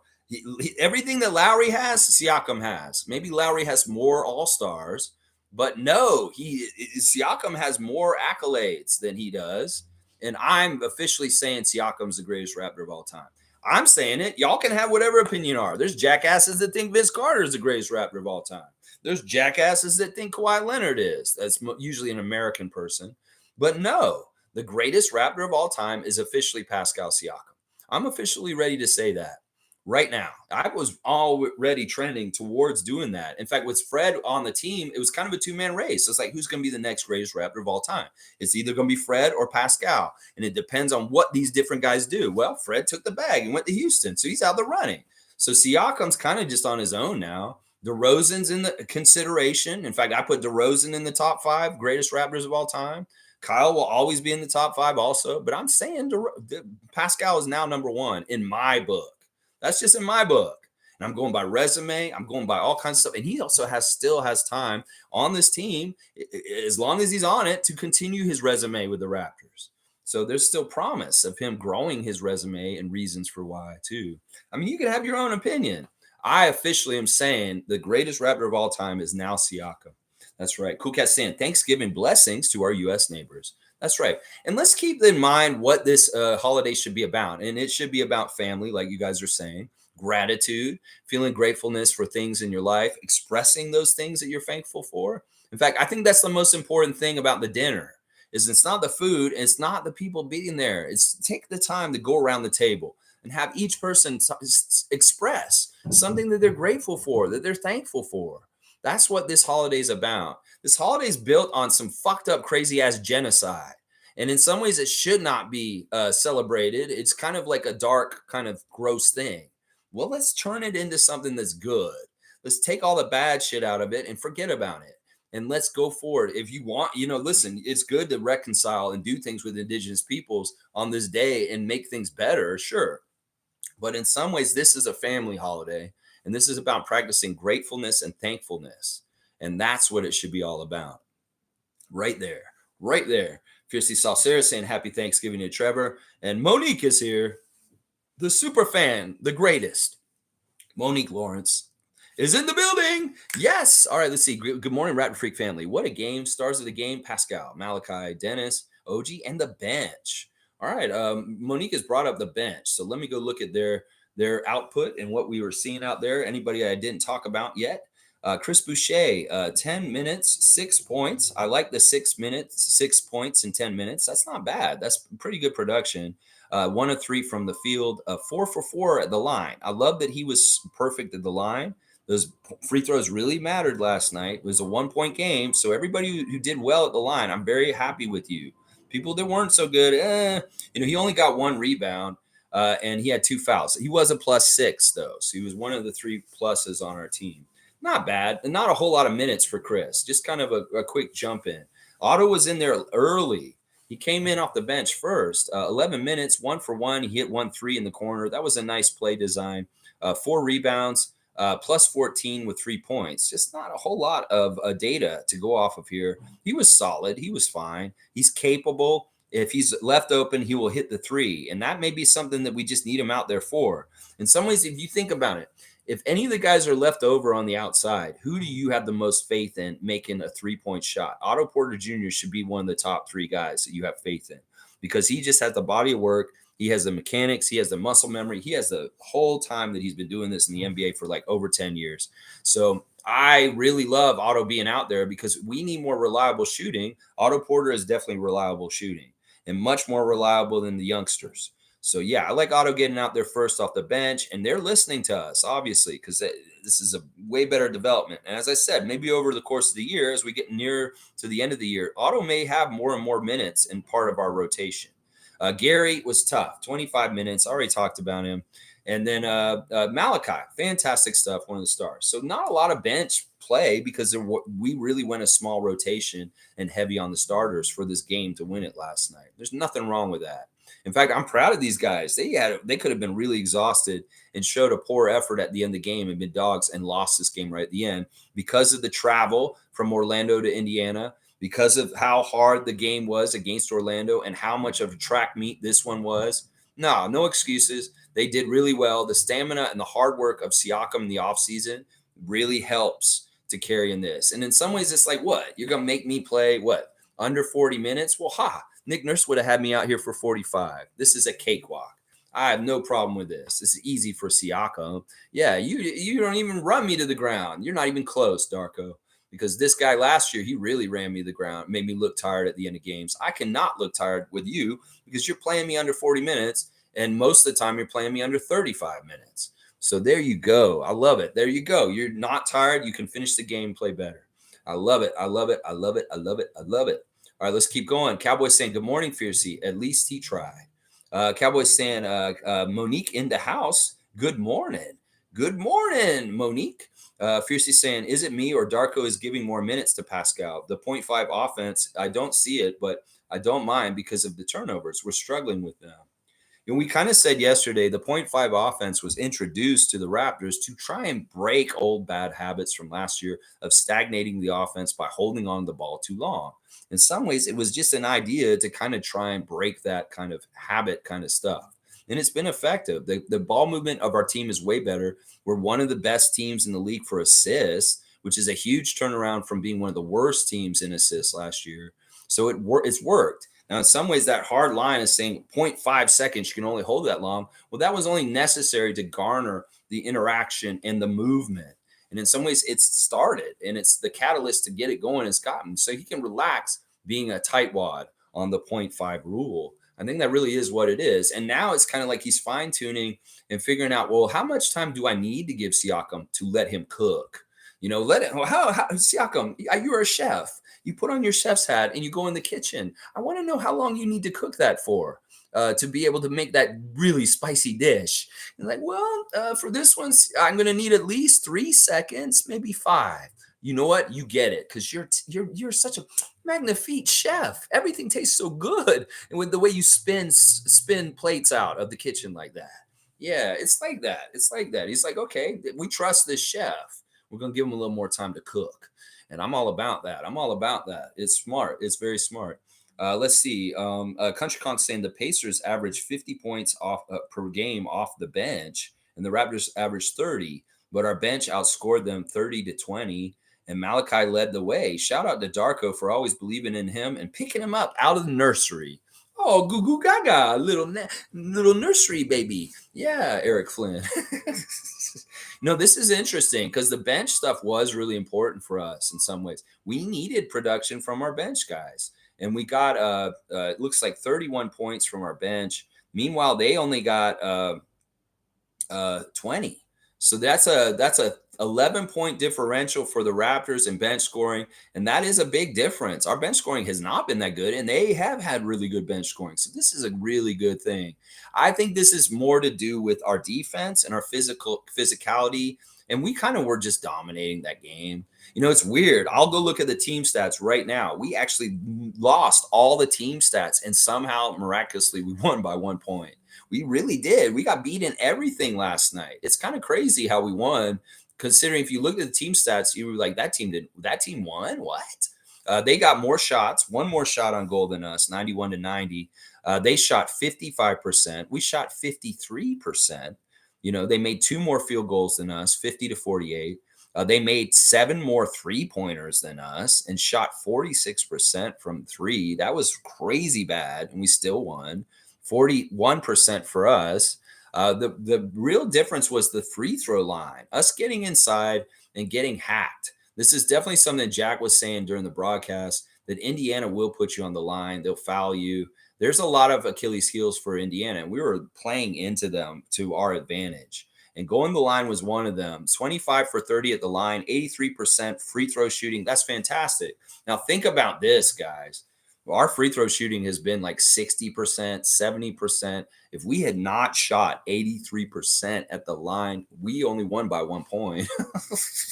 They're just like so crazy lucky by the skin of our teeth winning this game. And missing those 3 free throws in the last minute, those are like, we only missed 5 free throws the whole game. 3 of them were missed in the last 2 minutes. That's scary. That is scary. 83% at the line. They shot 81%. So it's not that they were far off. We did rebound them. That is one of the other categories we did better than them. Free throws and rebounds were the 2 of them. Offensive rebounds, 13-5. That's a huge, big thing that helped us for sure. Assists, they had more assists than us. We got 26. They had 33. They had more stocks than us. They had 10 steals with 6 blocks. We had 7 steals with 3 blocks. We had more turnovers than them. They took care of the ball way better than us. In fact, we were giving them a lot of points off our stupid 19 turnovers early in the game, especially in the first quarter. Fast break points, they beat us at that. And we tied for points in the paint. That's really interesting to me because it seemed like most of their points were coming from the 3-point shooting of Hield and Halliburton. But no, they got 64 points in the paint just like we did. So it's not like we dominated in the paint on our side, and that's a big part of why we won. They were dominating the paint too. It's very interesting box score. And we did just win by the skin of our teeth. Wow. Just by the skin of our teeth, we won it. It is crazy. Dana's saying, I usually lose my voice when I go to the games. My son is always embarrassed. Yeah, well, I lost my voice last Friday, and it was kind of weird this whole weekend, but it's coming back. It's coming back. You go and lose your voice, and your son, he's going to be embarrassed anyway, because that's just what happens with parents and kids. They're going to find you embarrassing no matter what. You could be not embarrassing to anybody else, but you're embarrassing to him. I love you, Data. You're awesome. Fiercely saying, I have to give it to Heald and Halliburton. Their three-point shooting is fire. Halliburton's shooting form is weird, but he nails them. Also, he's a very efficient point guard. Yeah. Yeah, he's badass. And some people were saying on Twitter after the game, he's not even in his prime. Like, he's young. And in the next couple of years, he could get even better. It's scary. It's very, very scary. But you know what? As much as he's powerful and badass, he also hurts his team too. He does. And in some ways, it's interesting. He's very offensive. In some ways, his defense is so suspect. And that's part of the problem. The roster build between the Raptors and the Pacers is very different. In fact, they may be very opposite. We have very defensive minded players and not very good offensive players. And meanwhile, they have very good offensive players, but not a lot of defensive players. And you see, defense wins games. Kevin Durant was wrong when he said offense wins games. No, it doesn't. Defense wins games, and the Raptors proved it again last night. The defensive team beat the offensive team because we can stop them when we need to, and they can't stop us when they need to, and we can score just as much as them. So defense wins championships. And the Pacers are not a team that's built to win championships. In the playoffs, they're gonna fold right away. There's gonna be a team that's like us that's gonna kick their ass because they play better defense, and that's a big concern for Pacers Nation right now. Is that they know that they don't have enough good defensive players, and they're going to have hollow victories and crazy scoring races with people. They might as well be the Phoenix Suns of the East, but they may not win when it really matters in like high competitive, physical, defensive kind of basketball in the playoffs. So it's very interesting. We're opposites, and the theory was tested, and the defense wins over offense. That's right. That's how it works right there. Let's keep going. Cool Cat saying, shout out to Dennis shooting performance too. I was happy that Dennis and Pascal were the duo able to keep up the scoring with Pacers firepower. Yeah, Dennis knows as a vet that like, damn, this team is scoring like crazy. I have to help carry water for them. You know, anybody who was like kind of annoyed that Dennis kept taking shots or doing things, don't be. I mean, listen, he shot way better than Fred would have if Fred was in that game last night. So there was an upgrade from last year. You know, Fred wouldn't have played as well as Dennis did last night in this game. You know, he wouldn't have probably. So in some ways, we got to think about where we're at with who we've got. And man, I love Dennis right now. I said in the Facebook chat last night, he's very efficient. He is a very, very efficient player that's playing very cerebrally and smart. And I love it. I love it. He's so, so efficient. MSJ saying, Scott Foster, remember, when you do this, Chris, you got to take the C with the S. And so I can read this correctly. It should be fought, not the fakat. It's fought, Scoster. You got to take all consonants before the vowels and replace them. If you want to do the switching name game, that's the rule. It's potty skipping. You got to take the SC and move it when it's a Scott name. Okay. It's, body scarns. You got to take that SC from Scotty and put it on the Barnes part. Body scarns. So his name is Scott Fott Scoster. Fott Scoster. If you're going to do this right, spell it correctly, please. Add it again with the CP3 ejection around the NBA. The refs are being called out. It's not just us. Some of the older refs have made it personal outside the actual game. They got to go. It's always been this way. This isn't anything new. Refs have had vendettas with players all since I've watched it. I mean, probably since the 50s. There's been refs versus players issues. There probably has been. But yeah, the rest of the league, people around the league are open their eyes. They see fucked up bullshit with the refs, and they're calling it out. We're watching more than ever. We're more educated on this. We have more information on the refs and their proclivities and understanding this shit. And yeah, we can understand what's going on. We can watch with wide open eyes and understanding. And NBA, you're not pulling fast ones on us anymore. I see JT Orr holding the ball longer with the Raptors on inbounds to hold them up and maybe make them lose focus. I see the little manipulative fucking shit that y'all do when you call stoppages of play to have like little timeouts to go watch cartoons to help a team with the flow, maybe hurt a run that's going on for another team. You know, sometimes coaches don't have enough timeouts. Well, a referee will call, you know what, we need to review this play. And that's the same exact kind of kill to energy as a coach calling a timeout to stop a team that's going on a run.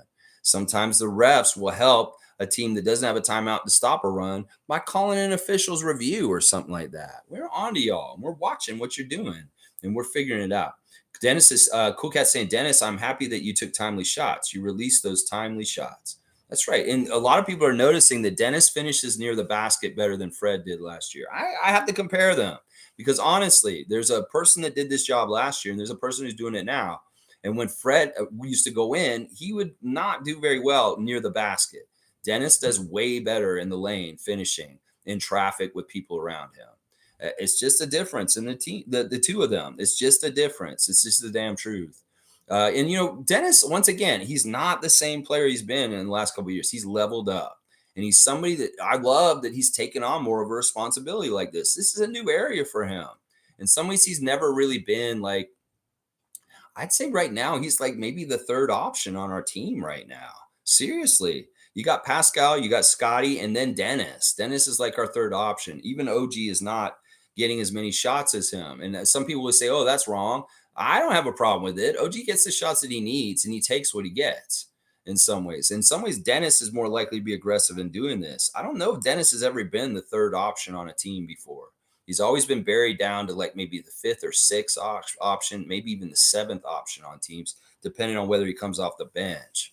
So this is a big deal. This is a new area for him, expanding his game and being a bigger role and being like the third option on the Raptors right now, because he really is. He's the third option at this point, behind Siakam and Barnes. Let's see. Mo's saying Darko did so well with his after timeout play calls. Yes, didn't he? And Jack was marveling at it. And like a lot of people are seeing it. It's like, wow, he had really good. He's coaching them. He is coaching them. We can tell he's coaching them. And he's very effective. And I love that. Fiercely saying Pacer Nation are unhappy with Carlisle and how he manages players' minutes. Also, they say their defense sucks because Nembhard and Naismith were out. Yeah, I saw that stuff too. Yeah, they're not happy with their coach either. They kind of want him to get fired too. I would say be careful what you wish for, Pacers. Seriously. Rick Carlisle is a top coach in this league. Trust me. And in some ways, be careful what you wish for. You can't just base everything off of in some ways, that was a fluke loss last night. Y'all should have probably won. And we're very lucky we won. So I wouldn't fire your coach over something like that. Seriously. I wouldn't. I'd be very lucky if Rick Carlisle was our coach. I'd be happy with him if he was my coach. Country Kong is getting an alley-oop from Cowboy. I like that. Yeah, Neesmith is a good defensive player, and Nebhard's an interesting guy, but I don't know how much more they would have made a difference last night, honestly. There's a very, very fundamental difference between the way their team's built and ours. And in some ways, we're a really tough matchup for them. We're going to kick their ass all year. Watch. I don't care. Like later in the year, if they have guys healthy or whatever, we're going to see them 3 more times this year at different times in the year. It'll be interesting. But I have a feeling that the Raptors will do very well against them if they're playing well. If they're not playing well, they could get their ass beat. But they're playing well, they should beat the Pacers every single time this year. They should. G saying Darko's rotations were fire last night. His timeout timing and the plays coming out of the road timeouts was fantastic. Yeah, he's a good coach. He's a damn good coach. You can tell. He's done a lot of different things. He's doing so much like real, like basic, fundamental, good coaching kind of things. Great plays out of timeouts to get baskets.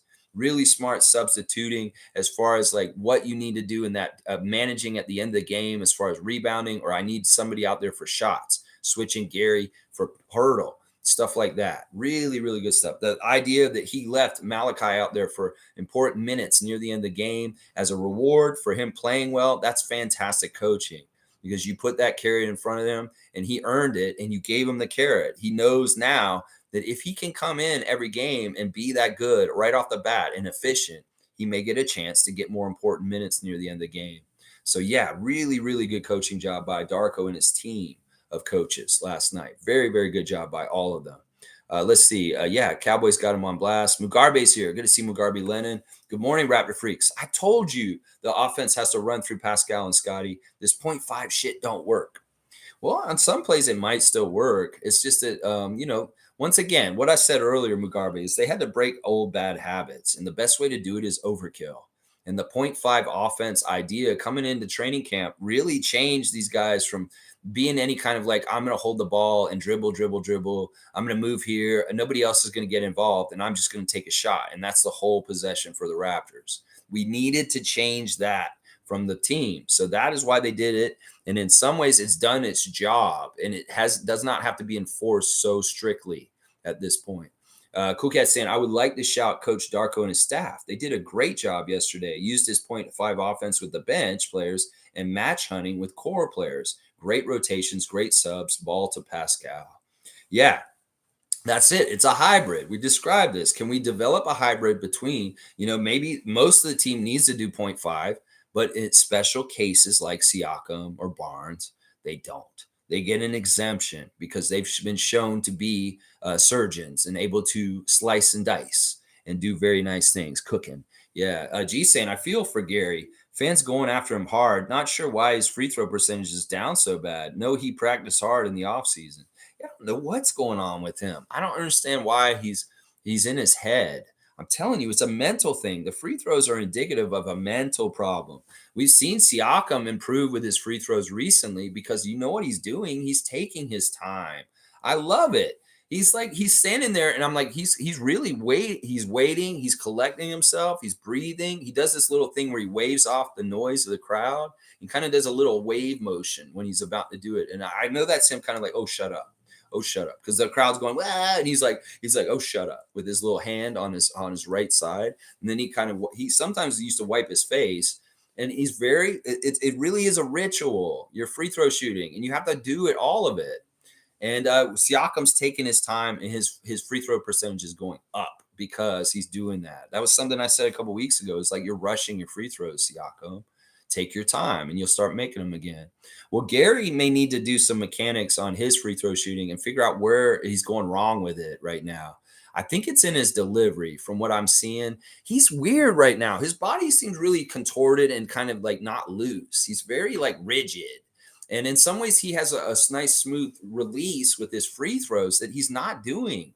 It's like he's jerking it or something. And it's getting like a weird like brick off the back of the iron.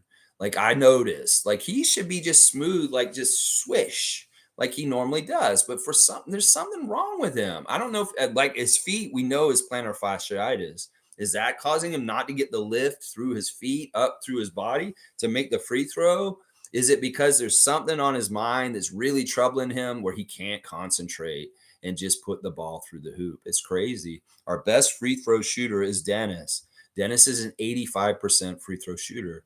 So if there's any extra free throws that need to be shot, they need to go to Schroeder. Schroeder is our best free throw shooter. Last year, Gary was our best free throw shooter with Fred very close to him. And Dennis is the best one right now. So if we're getting extra shots, he should be taking them. He should be taking them. Cowboy saying Chef Darko needs a star. Yeah, we could give him a star. Seriously, honestly, honorary star. In some ways, I would give him the chain for last night. In some ways, with Malachi. And G's saying Cool Cat is 100% correct. She usually is. I'm not gonna lie. Cowboy saying alley oop to Cool Cat. Yeah, we'll do that. We love Cool Cat. Number one Pascal fan. She's feeling real good today, seeing her chef in the kitchen cooking last night. Boy, was he cooking. He is like, oh man, it's so fun to watch when he's like that. Holy crap, he's so fun. I'm like, cook him. I'm like, yeah, Siakam, cook the fuck out of them right now. And he's like, yeah, and he does it. And I'm like, yeah, they can't do nothing to him. They can't do nothing to Siakam to stop him. CountryCon saying last year in the nursery, Flynn shot 36% from the field. This year under Darko, who cares and believes in him? He's shooting 47% from the field, almost 50% from a point guard. Darko is great at developing. Well, I want to see this more and more, and it's production. Get those points close to your minutes total, Flynn, and I'll always be happy with you. You do that, and then if you can get an assist to turnover ratio that's pretty badass at some point too, I'd be very happy with you. I mean, this is all late. In some ways, this is the kind of stuff I wish I'd seen you make jumps like in the first season. We did kind of see it in Tampa because you were given a lot of opportunities there. But in some ways, that's part of the problem is that you needed to make progress over the last couple of years, and you're really catching up.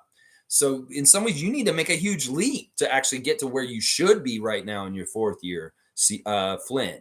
So please continue to play at a high level and do this because in some ways we need you to make this leap right now. We need you to make this leap of all the stuff you should have done over the last 3 years. Finally, right now, do it, Malachi. Do it. It's just yours for the taking. Either you do it or you don't, and that's it. Let's see. Cowboy saying yes, sir, to Country Kong. MSJ saying Flynn has zero hesitation last night. I have never seen him that before in him. That's what I'm saying. That's what I'm saying. In some ways, you got to have just a dumbass belief in yourself that may not be totally like fair or right. Just have an insane belief in yourself and be crazy. And who knows? You make it reality. You make it reality. I really do feel like Jalen Suggs taught him something. Let's see. The Country Con saying, thanks, Cowboy. I'll do a 360 for you. I'm fired up today. That was a gutsy road win by the boys. I can see JP's up in the air and he's like, woo. Yeah, I love it. I love it. G saying, I see the Darko vision. So even on bad nights, going to show even more patience. There are games he will be more focused on developing and have to take those losses. Yeah, that's Grady playing in a game instead of Otto.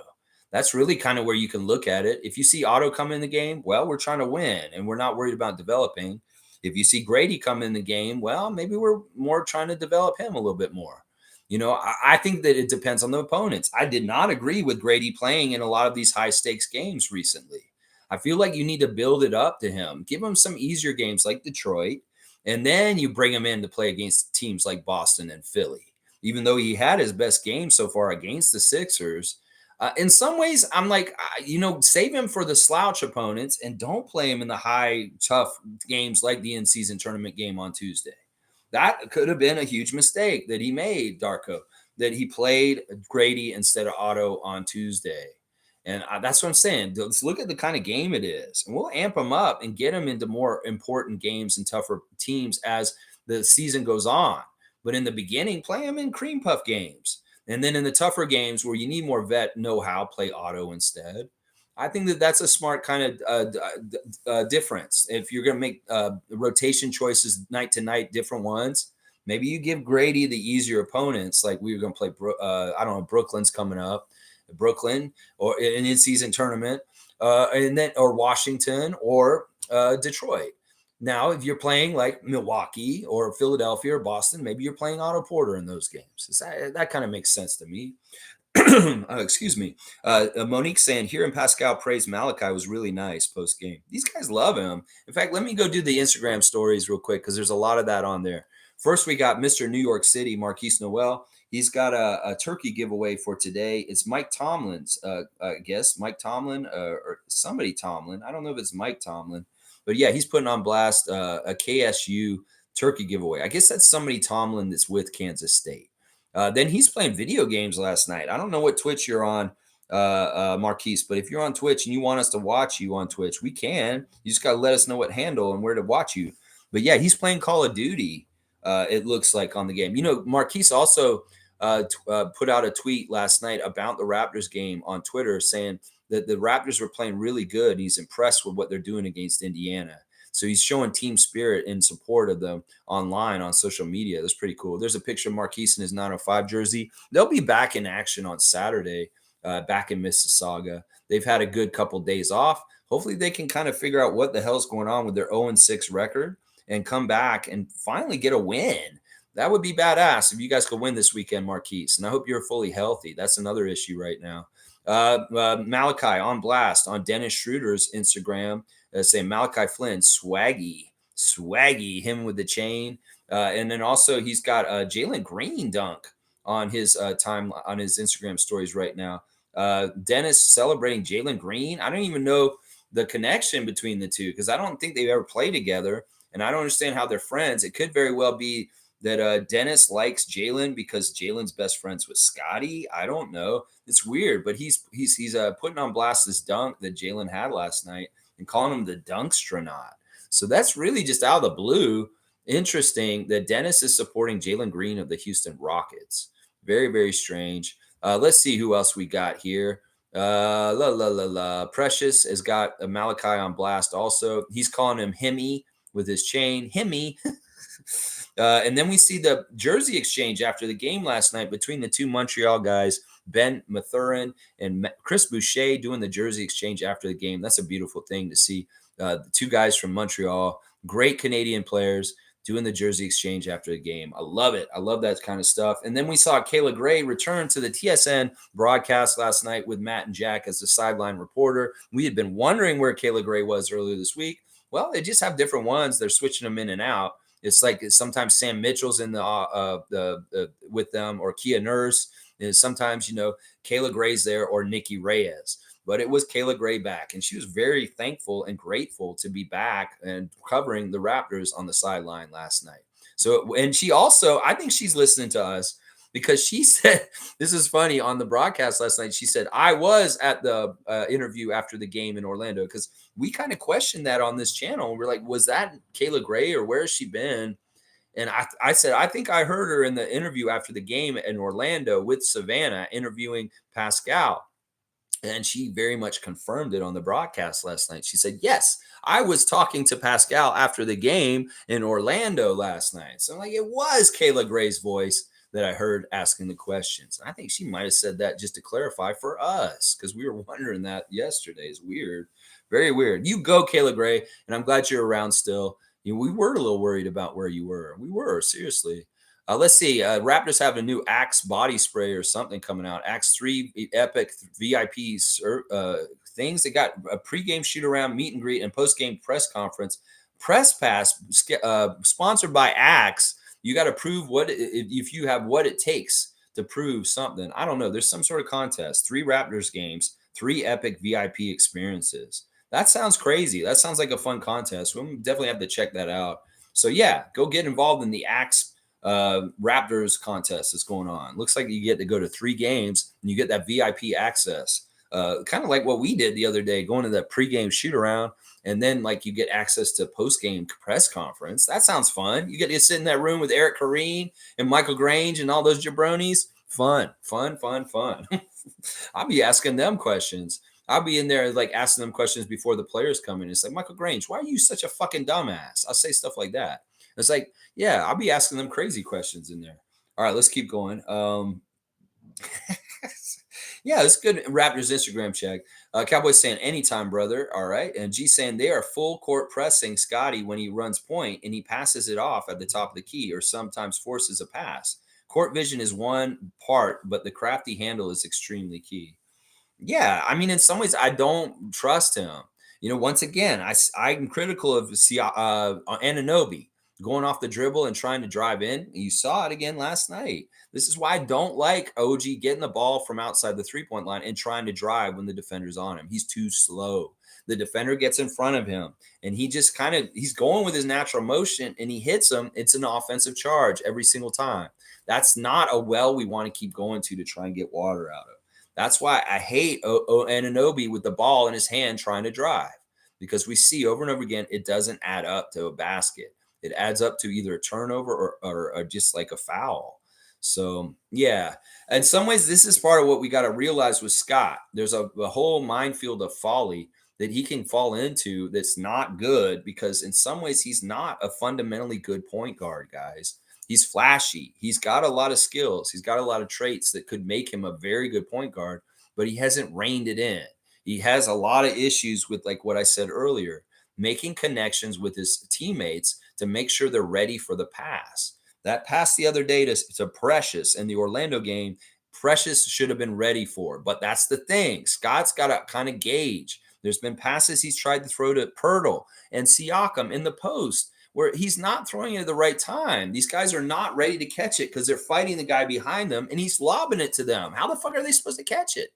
There was one pass to Pirtle last night that was hilarious because he was trying to establish presence, and Siakam threw it into him, but he wasn't even anywhere near ready. The ball hit the floor and was actually a loose ball, and Jakob collected it, thank God, and put it in.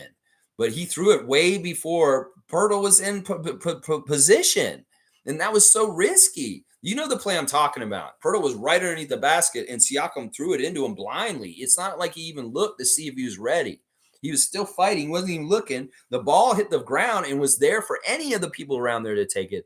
Thank God Jakob got to it first and put it in. Yeah, that's the kind of stuff I'm talking about. Y'all can be point guards and passers, but you need to be passing it when people are ready and get that connection first.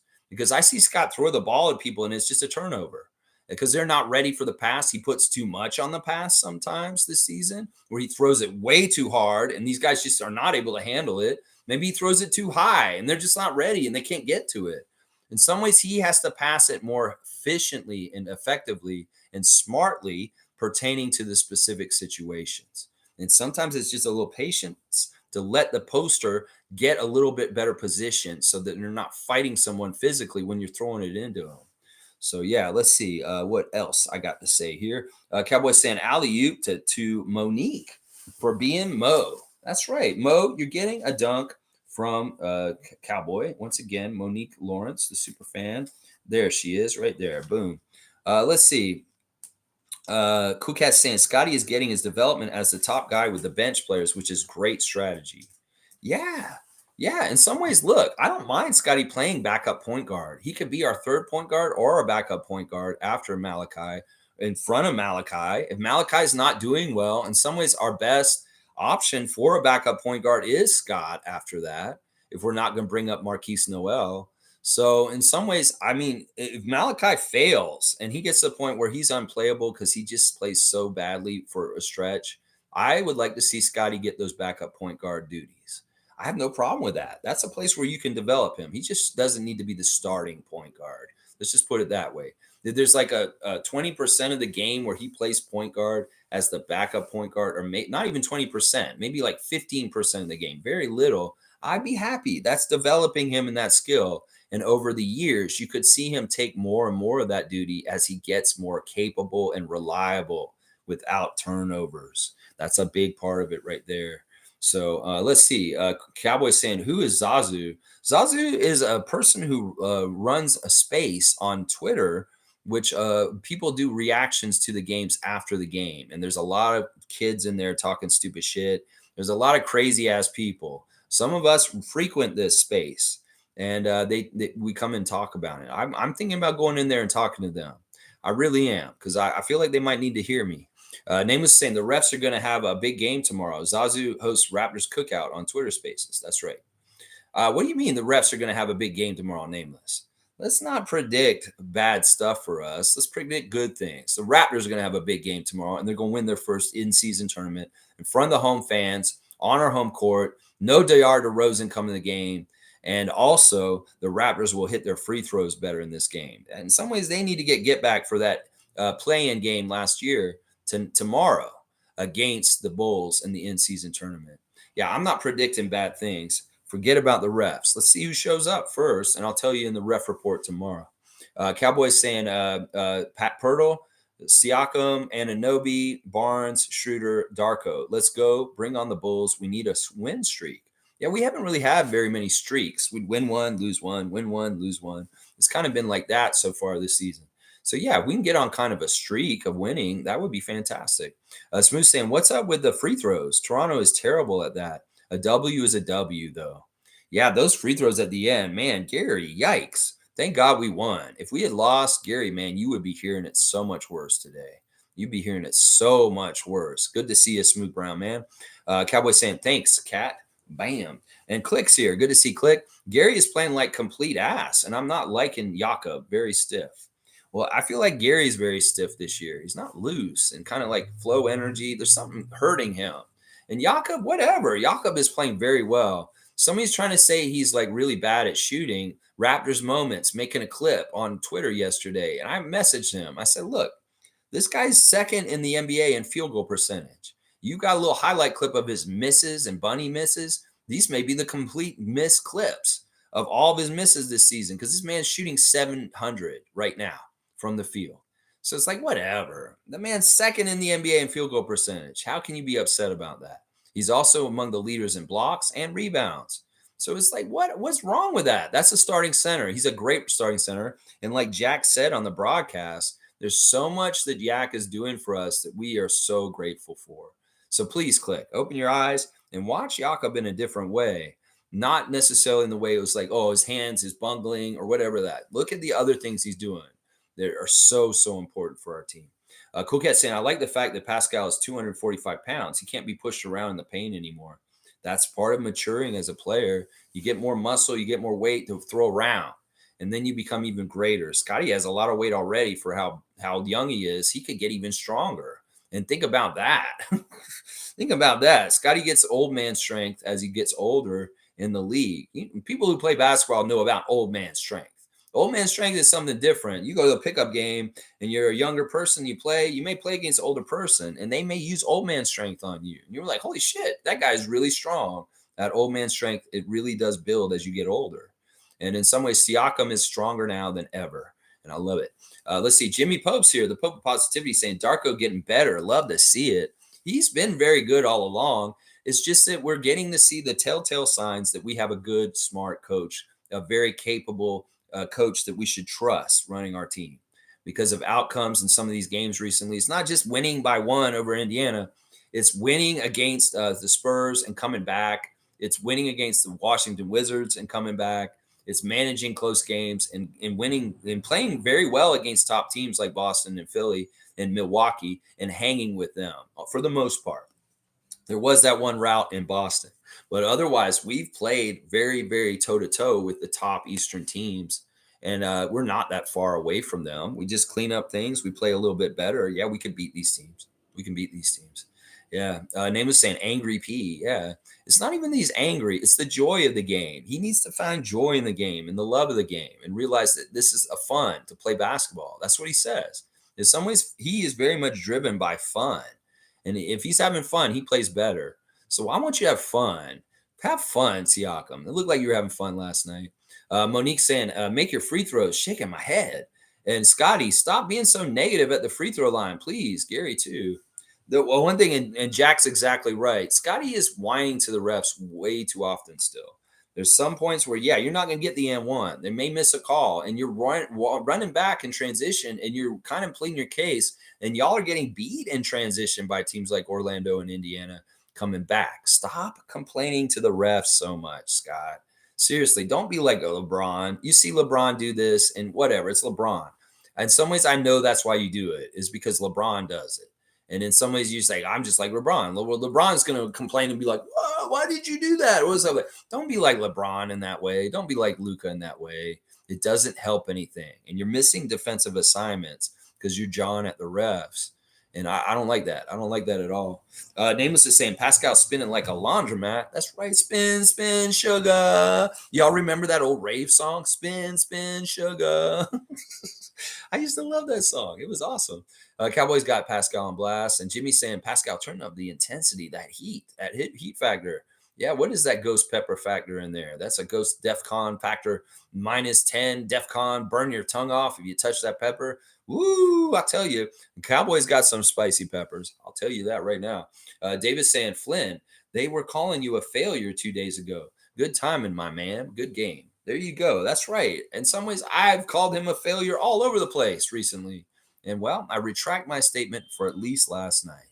I want to see that consistency going forward. I've seen what you can do, Malachi. Do it more often, please, please. Cowboys saying, what? Nameless? I see you. Alley-oop. Alley-oop to Nameless from Cowboy. All right, we'll give Nameless an alley-oop. Nameless has been very negative and sad lately, and I want him to be more positive. I know that everything's against the Raptors, but who cares? There's a certain romantic thing about that. It's the us against the world, baby. Come on, Paisan. Get in the car and let's go. That's right. It's us against the world. Let's see. Cool Cat saying, for all the fans hating on Pascal, did you see all of our starters go over to him and pick him up off the floor after he fell after a drive? They circle around him and then picked him up. Young vet love. That's right. And that's actually an indicator of team connectedness. It really is on the underlying. If you see guys fall on the floor and nobody runs over to help them up, they're probably not very well liked on the team. There was a time last night where somebody was trying to get helped up by the Pacers, as a Pacer, and he only had one hand grabbing him, and nobody else was running over to help him up. And he's just kind of laying there. He's like, "What? Is somebody going to grab my other hand and help me up?" They were pretty late on that to get over there to help him up. So I'm saying that if you really want to pay attention to something in a basketball game and really want to have insight, stuff that the kind of stuff I'm looking at all the time in games, pay attention to how quick a team runs over to help their teammate up off the floor and who's going over there to get him. If all the other four guys are coming to get one guy on the ground, that's really good. That's really good. And that's what Cool Cat's talking about right here. Cowboys saying alley oop to Uncle David. Okay, Uncle David. Uncle David's getting an alley oop from Bradley. All right. Maybe partly payment for babysitting. There you go.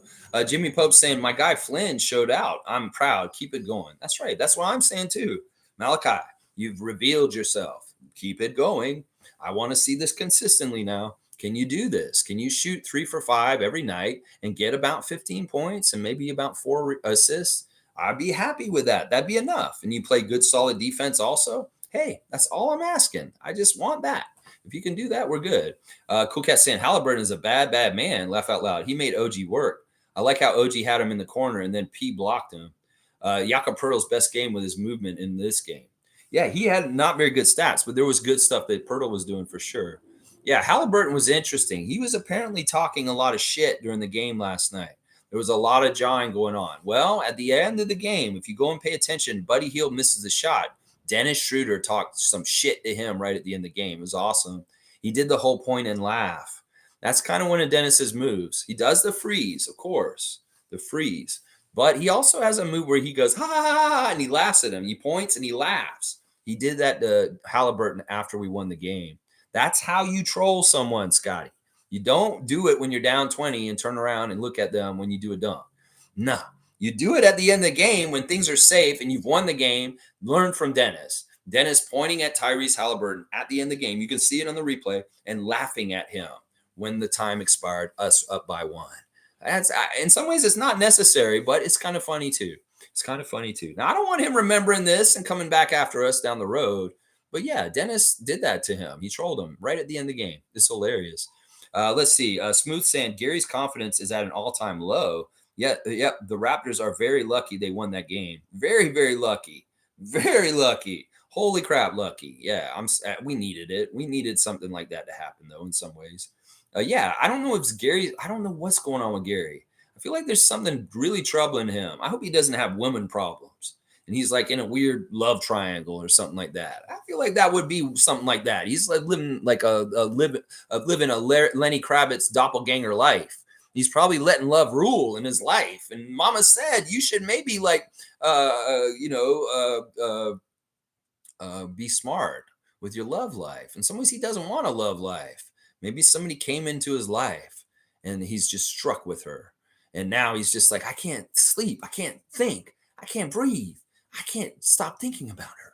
And it's like hurting him at the free throw line. I don't know. I'm speculating. I'm just trying to figure it out. Maybe the heartbreaker has finally had his heart entrenched with some femme fatale, some IG baddie that's like, oh, she's just so hot. Damn it. I can't stop thinking about her. I keep missing shots. I don't know what's going on with him. All speculation was coming out of my mouth right now. KSM saying that was a game. Pacers style of play turns teams into track stars. Yeah, that's up and down. That's some old school kind of Denver Nuggets kind of shit right there, KSM. But we were ready. Shout out to the guys not letting up. 4-0 when Spicy scores 25 or more, by the way. I know. I like that stat. And in some ways, that is telling us exactly why we need to win. We need this man to step up, be a franchise player, and get his share of points. And that's 25 plus. When you do that, Siakam, we win. And that's what I'm saying. A key to the victory, I could say every time, is Siakam, get 25 points. We are more likely to win when you carry us. And I love that. I love that he did it. And I love that he did it with confidence. And I love that, in some ways, it's the aftermath of Orlando and the embarrassment of it. Well, he bounced back and he showed that we're better than that and that we have a lot more fight. And we're ready to fucking show up correctly and take down top NBA teams like Indiana. So there you go. I don't even think they're a top team. I think they're actually a middle team, that they're just rising high right now. They may have had a very good schedule, like the opposite of us. And that may be part of the reason why they look so good. And I'm really interesting about who's doing well in the in-season tournament. Like, all right, we understand why the Lakers are already in it and perfect in the in-season tournament. That totally fucking makes sense, obviously. We understand that. That's totally a fix. that's booked in, just like Hulk Hogan books his. Oh, I can't do that, brother. I gotta win, brother. That's we understand that. But Indiana, that's interesting. Why would Indiana be in the in-season tournament if he writes this like a script? Well, Indiana is a hotbed of basketball, iconic area for basketball. The fans there haven't had a whole lot to cheer for in the last couple years. In some ways, they want to give them some good feelings. So send them to, Indiana is such a great fan base. Send them to the in-season tournament and give them something fresh and new to cheer for and feel like they're doing something cool. Could be that. I don't know. I don't know. They got set up in a group where they could be and where they are, and now they are in Vegas. So it's partly that. Also, they're lucky to be in that group in particular, and already qualified, just like the Lakers. Very interesting stuff. All right, let's keep going. Cowboys saying Gary will get the next chain. I love that kind of idea, Cowboy. I want to see Gary Trent Jr. get the game chain. Yeah, do it tomorrow against the Bulls, my man. Do it tomorrow. Drop 45 on them. I don't know. Drop 45 on the Bulls tomorrow. Just all of a sudden, explosion. Gary Trent Jr. I'd love to see that. Fiercely saying Indiana Pacers announcers mentioned Gary Trent Jr.'s free throw percentage was 54. He went on to miss both. I know. This is so weird. How do you go from an 86% like free throw percentage to 54%? It's got to be mental. It's got to be her. Are you going to go my way? American woman, stay away from Gary. American woman, mama, let him be free to take those free throws. Yeah, don't come knocking around his door. He don't want to be seeing you no more. He's got to play for the Raptors, you see. He's got to make those big old threes. American woman. Yes. I'm sorry. I have to do that sometimes. I will go on the Lenny Kravitz tangent with Gary sometimes, just for fun. Just for fun. Let's see. David's saying, did Flynn get the chain last night? Yes, he did. Yes, he did. He did get the chain, David. Cowboy's saying, yes, sir. Sick. All right. David's got the chain too. Let's see. MSJ saying, I felt Gary came in fat. Fat? What? Plantar fasciitis comes from being fat. What? Gary also can't elevate well, looking weak going to the rim. He needs to drop 10 pounds. What? Holy crap, MSJ. All right, this is a weird take. Come on, man. Look at him. You think that man looks fat? He looks so skinny. In fact, the one thing I'll say about him, all right, he looked more jacked up from the summer.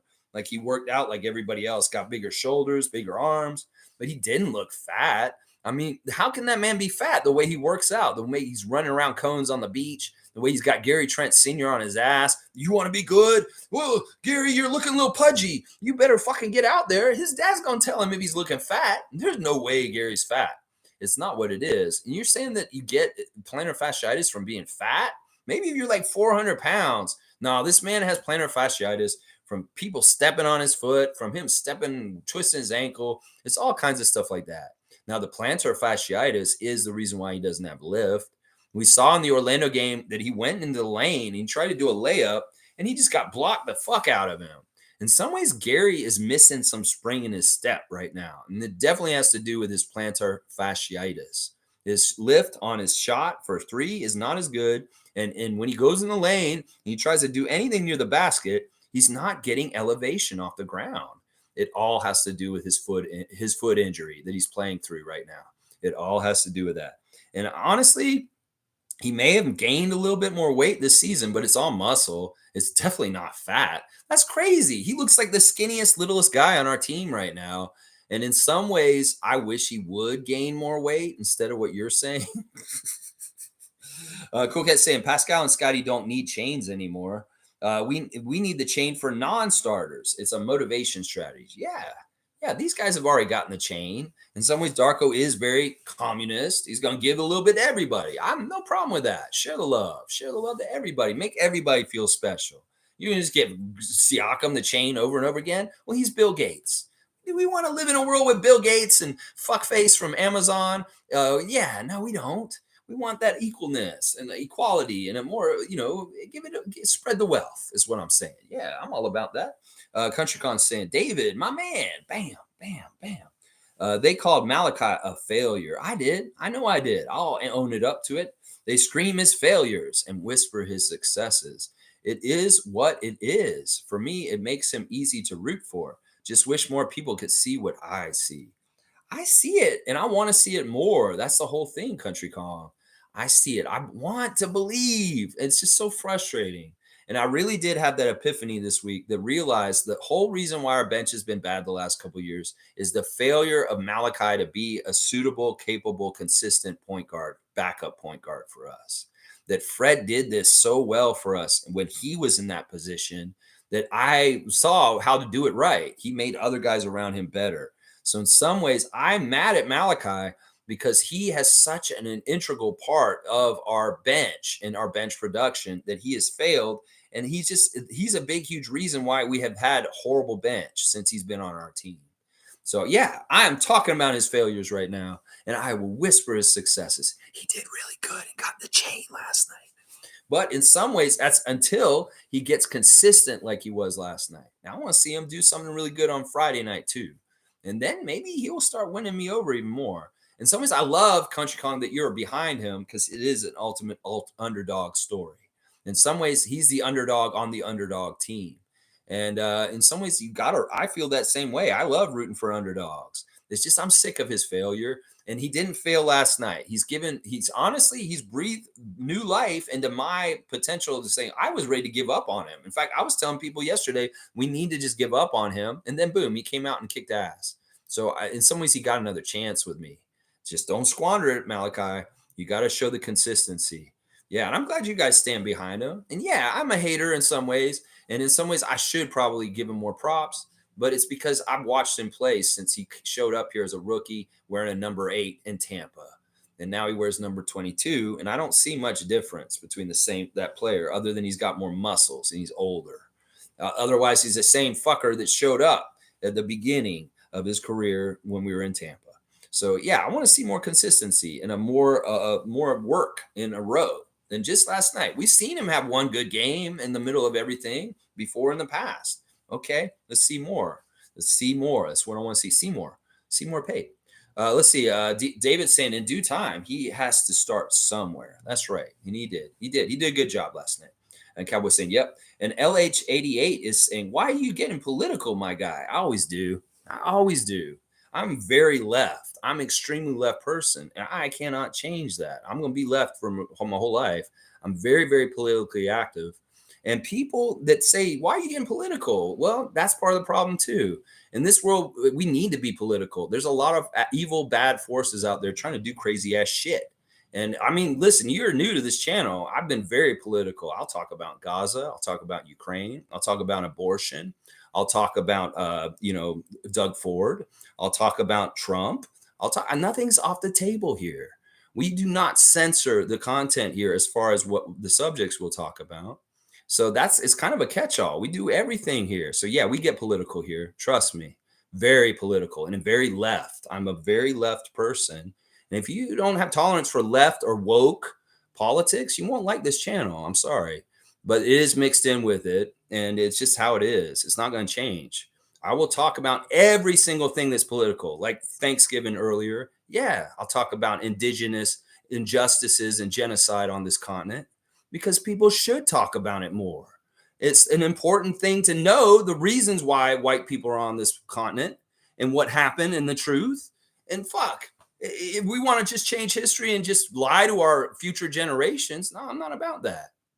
I'm not about that. So yeah, LH88, continue to follow me if you wish, but that's not changing about this channel. There's very much a political stuff in this channel. It's just how it is. That's right.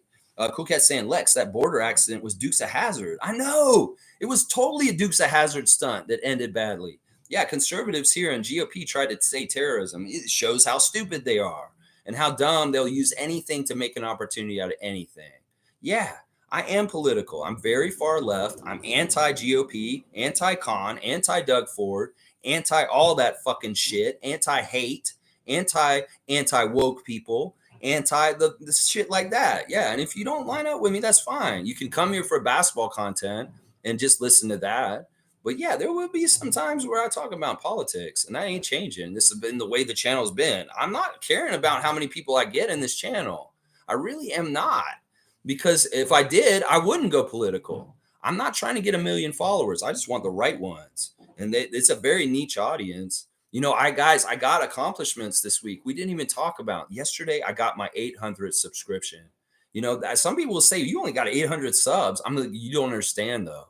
I've not been trying to promote this channel. I hardly put it anywhere. Y'all find me on your own. And instead of the number going down, it's continued to go up and up and up. And now I'm at 800, y'all. That's a huge accomplishment. And then also, I made my 800th stream in a row this week. We missed that milestone this week. I've got 800 streams consecutive days, 800 days in a row now, as of this week. I had my 800th this week. So, yeah, little rah-rah for me in some ways. Yeah. Tristan saying, damn, we got lucky at the end. Yeah, we did, Tristan. Yeah, we did. Buddy Hield could have really hurt us right there. Carlos saying, good morning, Raptor Freaks family. Great game last night. I'm with you on that, Carlo. It was fun. LH88 on the house. That's right. Yeah, we will get political. In some ways, you know what? If you can't get it political in today's world, then we're fucked, because everything is political at this point. And we can say, oh, don't talk about politics. Don't bring it into this. No, fuck that. Because the people that don't want you to talk about politics are the ones that are robbing us. We got to talk about it. We very much got to talk about it. It's just how it is. All right, let's see. Where am I with the comments? I want to make sure I don't miss any, guys. I'm glad to see everybody filling it up today. This is awesome. And so many varied names. I love seeing that we have so many different people in here at different times.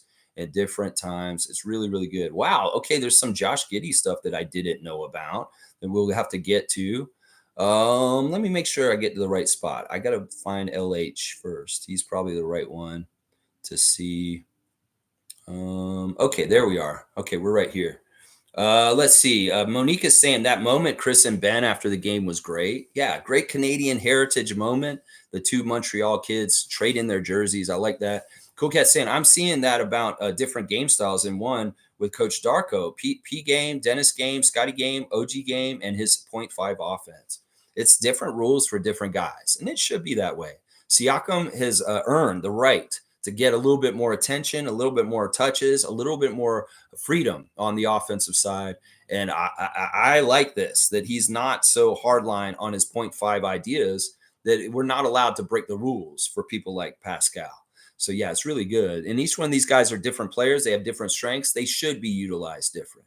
Not all the same and the same kind of just you're all the same. Like in some ways, Nick's system was very much treating our guys all kind of they're interchangeable and the same. In some ways, that's not very smart. And that was part of the ambiguous mess of the Raptors team last year. Kenrick saying, every time I ask Scotty to be more aggressive, I look at the box score and he has 20 and 10. Just wish he attacked mismatches under the basket. More and more, he's going to recognize these things as he gets more intelligent and comfortable with reading mismatches on the court. And we're going to see him become more and more dominant in the years to come. He's just opening this can up. It's very, very fresh and new.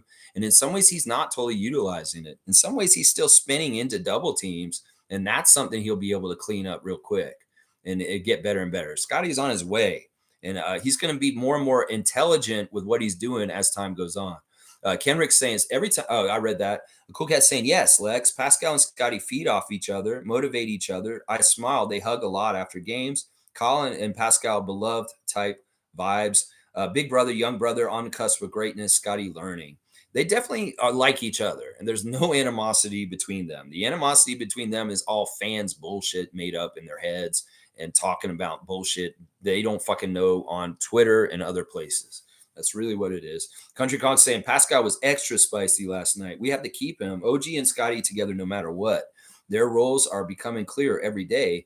Pascal is the assassin, the DH. He's our primary scorer. Yeah, he should be our guy. He's our leader. Scotty can be the leader on certain nights if Siakam doesn't have it totally. In some ways, that's when he should have his cue to go into try and take over mode, is if we go and we see the Siakam's being stymied by the defense with doubles and not getting good production, we'll switch to Scott and let him try and be the guy and go in there. And you know, the misdirection at the end of the game is very much just one play. But in some ways, you could utilize that more in the game in different ways. Like when people really are worried about Pascal so much, well, there's somewhere for Scotty to go feast otherwise. And I like that. I like that. Exactly like that play at the end. Stargate saying, good morning, Raptor Freak family. Lex, fans like yourself and Sheb need to have louder voices than these chicken little, prattle talking tank commander, traderholic, Novus, casual, fake Raptor fans, and shut them up. Sick of them now. There you go. That's an employee of Rogers saying that, and I appreciate him for it. Yeah, I will. Hey, elevate my voice, share me in places. You hear places where people are just kind of like full of shit about what they're thinking about the Raptors. Guide them to me. Tell them to come and see me. Tell them to come see Chev. Yeah, we can continue to fight the good fight and trying to get the right word out there for the Raptors nation to be more supportive of the team and adding up to getting closer to Larry O'Brien than getting further away from it.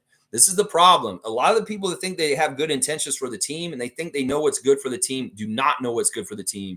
And they're suggesting things that will actually put us backtracking and worse and taking longer to get back to that Larry O'Brien. So if you guys really do want the Raptors to win more championships, listen to Sheb and I. We know what we're fucking talking about. And in some ways, some of the people that are espousing opinions on how the Raptors can get closer to championship again, they're totally dead wrong. And you shouldn't be listening to them. These things take time. And they take a certain ingredient list on your team to be a championship caliber team to be able to win, like the Nuggets or our 2019 team. So I'm with you, Stargate. Let's elevate the voices of reason, is what I'm saying. Cowboy's saying, true, Country Kong. Criscom saying, sorry, Pop. That was weird as hell. Why would you take away from home court advantage? That's weird, too. Yeah, in some ways, you're telling your own fans to be quieter in your own arena. That is weird. And then some people are like wondering, he's getting older, isn't he? I mean, he is kind of in his 70s, right? I think. Isn't he in his 70s? I mean, he is up there. Listen, I don't think that it's bad for older people to run things. Like a lot of people are coming down on Biden. Biden's too old to run for re-election. Fuck that shit. In some ways, he's a better alternative than all kinds of bullshit that could come up down there. Trust me, especially that idiot, the orange fuck.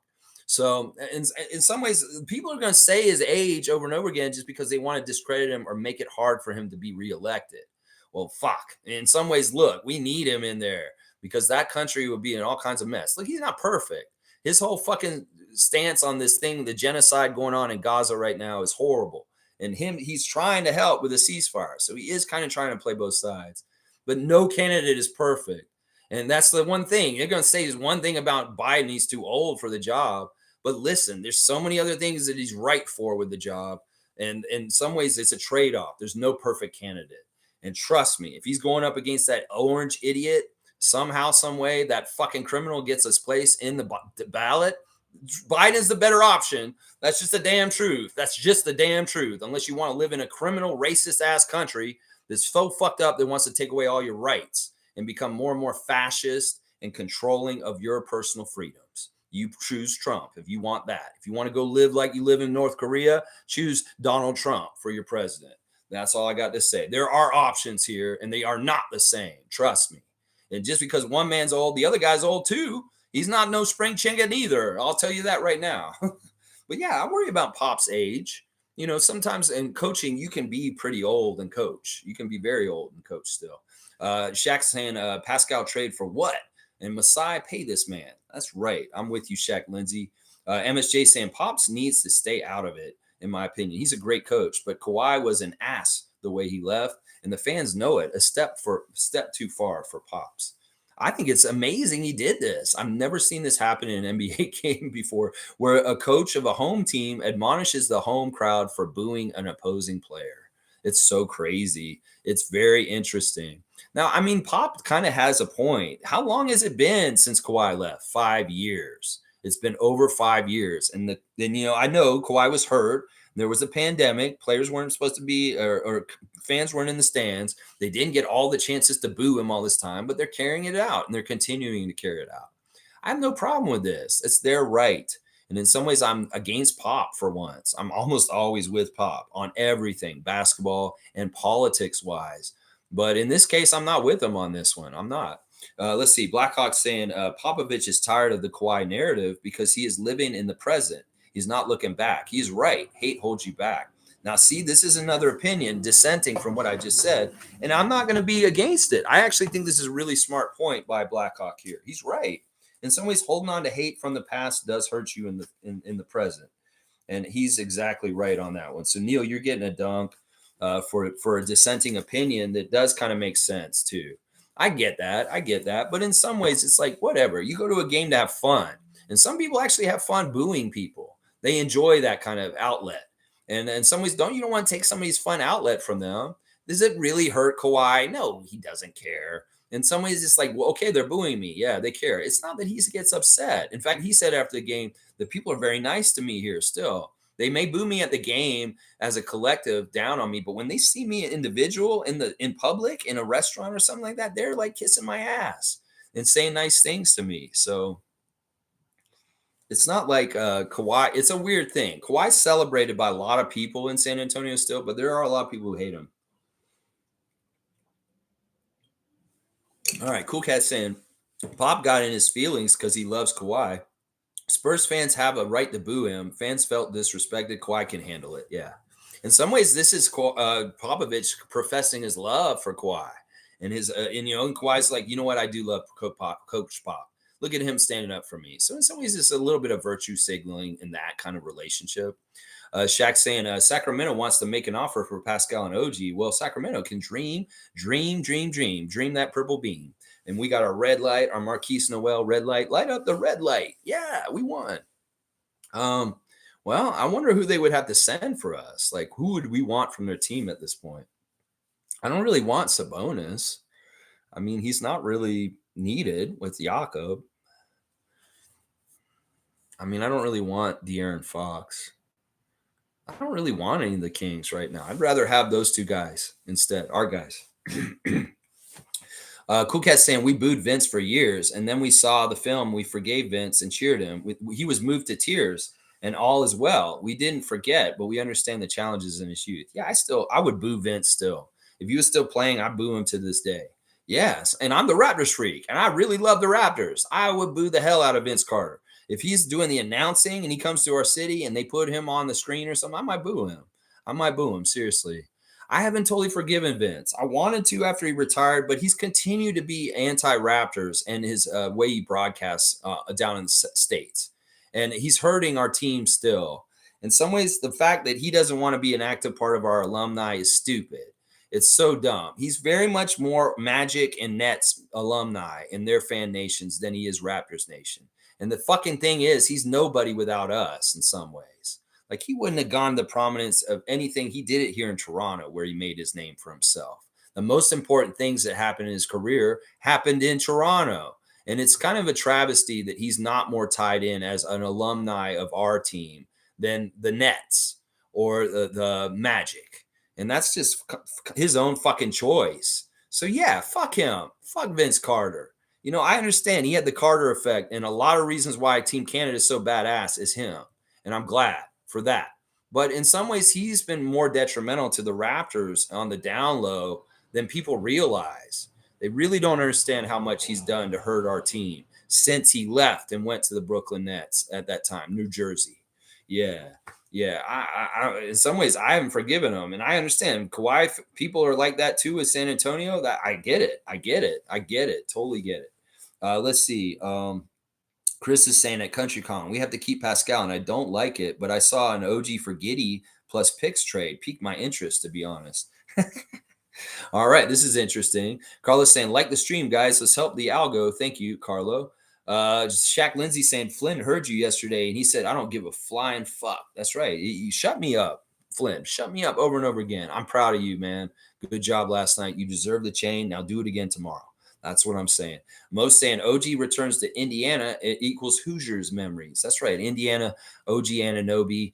He played pretty good last night in his return. Shaq Lindsay saying, when are we going to get the real Gary Trent? When he's fully healthy? I swear, I'm going to guess.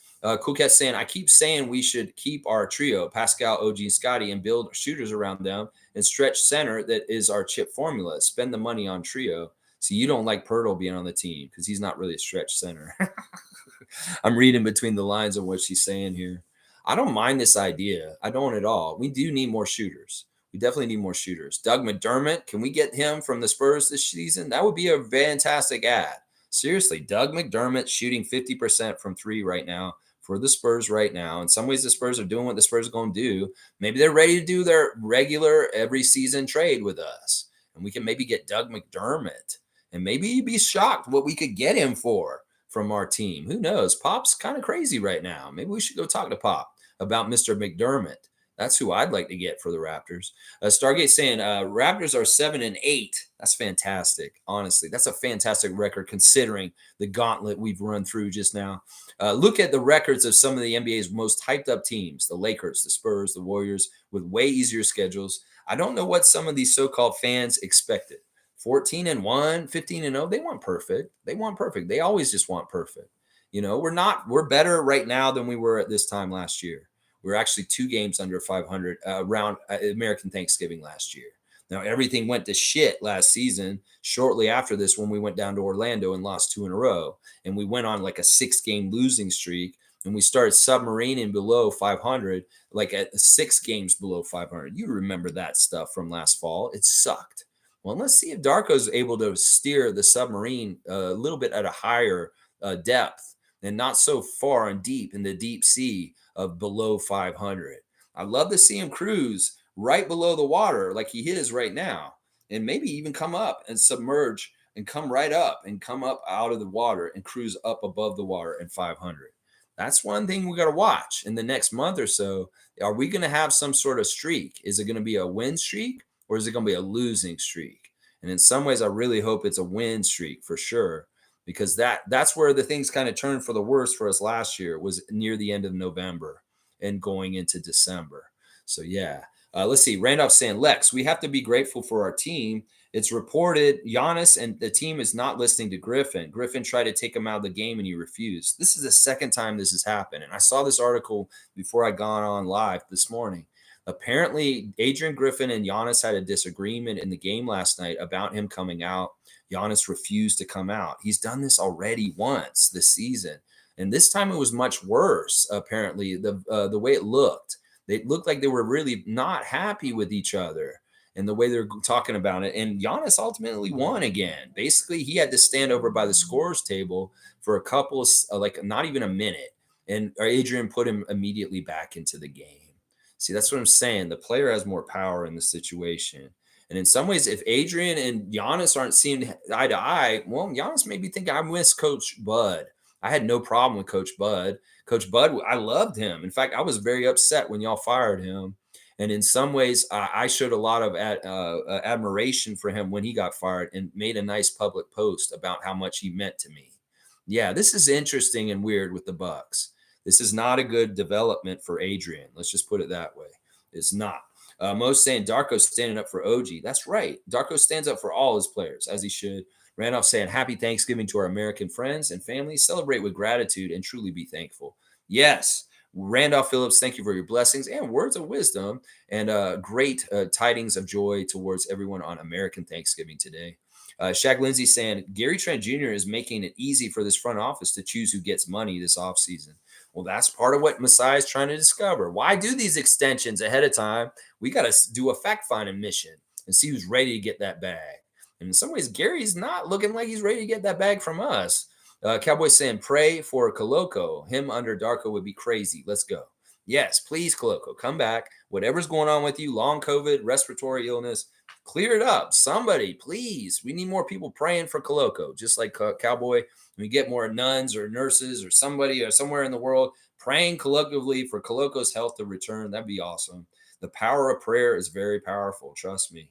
Let's see. Country Con saying, Chris, OG doesn't shoot to miss. He makes clutch shots and has no reaction. Not to mention what he means to Scotty and Pascal. We can't trade him for Giddey. Also, the Wemby attention got to Pop's head. In some ways, they thought it would be a little easier with Wemby around, but it isn't going smooth. They're losing a lot. They want to play all their games against the Suns and Kevin Durant because they can beat them. I don't know. It's a little bit of a difficult place right now, and I feel like in some ways Pop made it even worse by getting on the mic last night. I think he did. I think he made his situation worse in some ways. He's the highest paid coach in the league right now. This man's getting paid, and he is on contract to coach a few more years with Wemby around now. But I don't know. This is weird. This man's been involved with this team since the 80s. In the 80s, he's been involved with the Spurs in some capacity. And yeah, this is a big deal if Pop is not doing well there or he's going to leave there. That'll be really weird, honestly. Very, very strange. Yeah, I like the way OG's playing right now. He's within himself, but his shot is not exactly right because of his hand. It'll come back. And we'll see OG uptick in his offense better in the coming weeks as he heals his right hand better. Cool Cat saying at Cowboy, yes, indeed. Prayer, power of prayer for Coloco, please. Stargate saying whole heap of drama in the NBA lately. Pop and San Antonio, Chris Paul and Scott Foster, Josh Giddey with some R. Kelly like behavior. This is interesting. I have not heard this until just now. You're saying that this guy's doing a little bit of funny with the younger underage people that he should not be talking to because that's what R. Kelly did. That's very weird. Stargate saying, you guys want Giddy here with all his drama? No, thanks. I didn't know about this. This is Australian R. Kelly going on here. What happened with Giddy? Carlos saying the same thing I'm asking right now.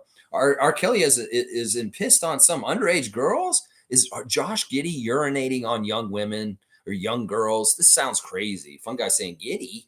And Stargate saying, you're going to see the U.S. NBA reporters pushing a Giddy to the Raptors now. Why? Because he's a freak? He's some sort of creep? Doing something crazy? What happened to Giddy? Is Shaq Lindsay saying, I don't know. Josh Giddy did something. Click saying Giddy had sex with a minor in high school. I mean, how old is Giddy right now? Giddy's what, 19, 20, something like 21? Depends on how old that. Now, if they're underage, there's a no-go on that. Yeah. But sometimes there's adults that are in high school, like 18-year-olds in high school. This is interesting. I don't know the full details on this, so I can't comment on this. But yeah, in some ways, this is like a no-go. Don't go there. Yeah, and they want to. We're not a team to just dump problem people on. No, no, no. We're not a farm team, and we're not a team to dump problems on either. We don't operate that way. We don't take problem people. This is interesting. I would not have called this out of the blue. Just Josh Giddy has a sex scandal with an underage girl. That's really bad. Really, really bad. MSJ saying Dick should get run versus the lowly teams in the NBA. He's not primetime yet. And also, he better be shooting 1,000 threes a day and get stronger as he is too weak to drive past anyone, hold his dribble. Yeah. Yeah, I'm okay with everything you're saying here. I want to see him play for the G League on Saturday, too. Seriously, get him down there and let him get some good feelings down there. It doesn't hurt anything unless hopefully he never gets hurt down there. But otherwise, he could do really good developing things down on the 905 level.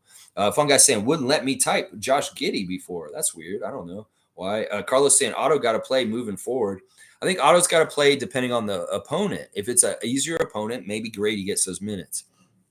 And you rest Otto because then sometimes you don't want to play Otto on back-to-back games too. That's another factor. It could be that they didn't want to play Otto against Orlando, which doesn't make sense to me. I would have played Grady versus Indiana and Otto versus Orlando in the game that really matters. That would have made more sense to me. Let's see. Cool Cat saying, I know Raptors front office and players listen to fans' YouTubes, podcasts, and spaces. They let us know by their statements in the media. Also, Boucher and NBA Chef had it out in spaces one time, and then they made up. This is good. See, I mean, whatever. I love you guys. Listen, I am such a diehard Raptors fan, and you know I'm doing this because of the right intentions. In any kind of way I can help Masai, Bobby, Teresa, and Dan do their jobs, Darko do his jobs, Pascal, Scotty, Malachi, OG, all those guys be more successful. I'm going to do it. That is my whole mission statement here. There's nothing that I'm hiding here like maybe Robert Pensera is. I am straight up what I am and what you see. And in some ways, that's a very good, clear channel to get things communicated from fans when it's not the extra immature bullshit, all the other negative kind of feelings and stuff like that. So yeah, this is awesome, Cool Cat. All right, I'm pretty sure they are aware of me. I'm pretty sure. I mean, if you go 800 days straight live streaming, they should probably know who you are. I think that the broadcast crew listens to me too. I get the feeling sometimes that they may find that I'm useful for orientating kind of what they could be thinking about for the game. Because in the morning, I'm doing research And it may help the TSN and Sportsnet people. They're like, oh, well, just watch Raptors Freak. He'll tell you what the injuries are or something like that. Oh, he'll tell you the refs are and stuff like that. It could be like that. Who knows? PS shooter 43 is saying Flynn boosted his trade value yesterday. Now it's Precious's turn. Precious not playing yesterday was interesting, and it may have kind of actually told us a little bit of why he was a little off against Orlando because he wasn't totally right. His knees like hurt or something like that. So yeah, I don't know. Listen, it doesn't hurt that if Malachi's playing better, that his trade value goes up, and then maybe we move him. I don't know. I mean, we'll see. Click saying, I don't want to see Precious for a while, Mr. Butterfingers. You're upset with him from Orlando. Okay. Well, hopefully he'll be back for tomorrow. We'll see. Carlos saying facts. I want Scotty as the backup center for a while until we were like 5 games above 500. I say we go with what's working and continue going in those directions, whether it's the newfound success of Siakam recently, whether it's what we're doing with Scott that's successful the most, which is bully ball down in the near the basket. That is the most successful thing that Scotty does. And in some ways, we need to go to that well way more, way more than we are right now. Way more. You know what? He does play backup center just partly because Coloco's out and because Precious was out too. Scotty had to play backup center last night because he's the best person to play backup center with those guys out. So yeah, he's definitely a backup center also. It's crazy. MSJ saying, Josh Giddey, I am not interested. Moreover, in the numbers game of salary, I do wonder if the NBA massages OG out of Toronto onto a potential winner. Don't pretend these things. Don't fucking predict these things. Don't even bring them up. Don't even utter them, Chris. Is that what I'll say to that comment? PS Shooter saying, at Cool Cat, wait, they talked in spaces? I thought they just tweeted back at each other. It could be that she meant that. It could be either one. I think I vaguely remember Chris interacting with him. He's interacted with Pensair recently also. We know about him and Will Liu, of course. Chris does jump in there and talk to people every once in a while in certain places. Let's see. Kareem's here. Good to see Kareem Thomas. Malachi Jeffrey Jordan going for the sixth man of the year. Give me that chain. There you go. Malachi Jeffrey Jordan. Oh, that's a lofty middle name, last name addition to Malachi. I don't know if I'm ready to give him that, Kareem. But thanks for being in there, fighting the good fight in the spaces and Zazu spaces and other places, the cookouts and things on Twitter spaces. Kareem is very active in there, always fighting the good fight as a good positive Raptor freak for sure. Wayne saying, good or great game. Freaks, we are playing inconsistent basketball, but it's a process. We appreciate their effort and our players understand their job. Development, yes, but veterans got to play too. You know what basketball really is like? It's like a same thing over and over again that you just practice and perfect over and over. But the thing is, it's so many different people as an ensemble that there's all kinds of, it's a collective. Y'all have to kind of collectively do better and better and perfect what you're doing over time. It's a difference between a very high level, top championship contender and top playoff team and a bottom feeder team is how perfect and how best do you play ethical basketball? How do you play clean basketball? What level do you do? What consistency do you? How dependable are you to make your assignments or make shots? And this is all kind of like the growth of basketball team in different stages. And in some stages, they're more advanced teams that are doing very high level stuff because they perfected more around their whole entire team and their core. And in some places, some teams are in a different growth place. And in some ways, we're ahead of some teams in some ways, but in some ways, we're behind that same team also, like Indiana last night. I would say we're ahead of Indiana in certain aspects, but in some ways, they're ahead of us in certain aspects. And it really is each of the 82 games, every time these teams go on the court, they're getting the opportunity to practice what they do as their job to get closer and closer to perfection. And it's different teams are closer to perfection than others. In some ways, we could be very close to perfection on any given night, but we can be very, very far away from perfection on any given night also. So then it becomes fine tuning consistency towards a certain level of night in, night out perfection. That's what I'm saying. There's no such thing as playing a perfect basketball game, but everybody should be striving to get closer and closer to that goal every single night and every single day of working towards it. There you go, right there. Boom goes the dynamite. Carlos saying at Wayne, consistency is key. That's right. Just what I was talking about. Stargate saying, Giddy has some off-court drama going on. Okay, well, Thunder get a little bit of a dumpster fire going for you with your little young Australian point guard. Stargate saying Coach Evo needs to coach the 905. I agree 100%. Stargate, fire Eric Curry tomorrow after Thanksgiving. Fire him tomorrow and have a new coach coaching the 905 on Saturday when they show up for their game. I really do truly believe this. Now, I don't know if it's Evo Sinovic who should be coaching 905. We may still need him on the main roster because he's doing a job for Darko there. He could have another friend that needs another job that he's very close with, that he has a working relationship prior. And that's who I would like to see get hired by the 905, is a different person that's a Darko person that knows Darko more intimately and really kind of understands what he's looking for and what he's trying to do, so that there's more cohesion and connection between the 905 team and what they're doing and what the main roster is doing.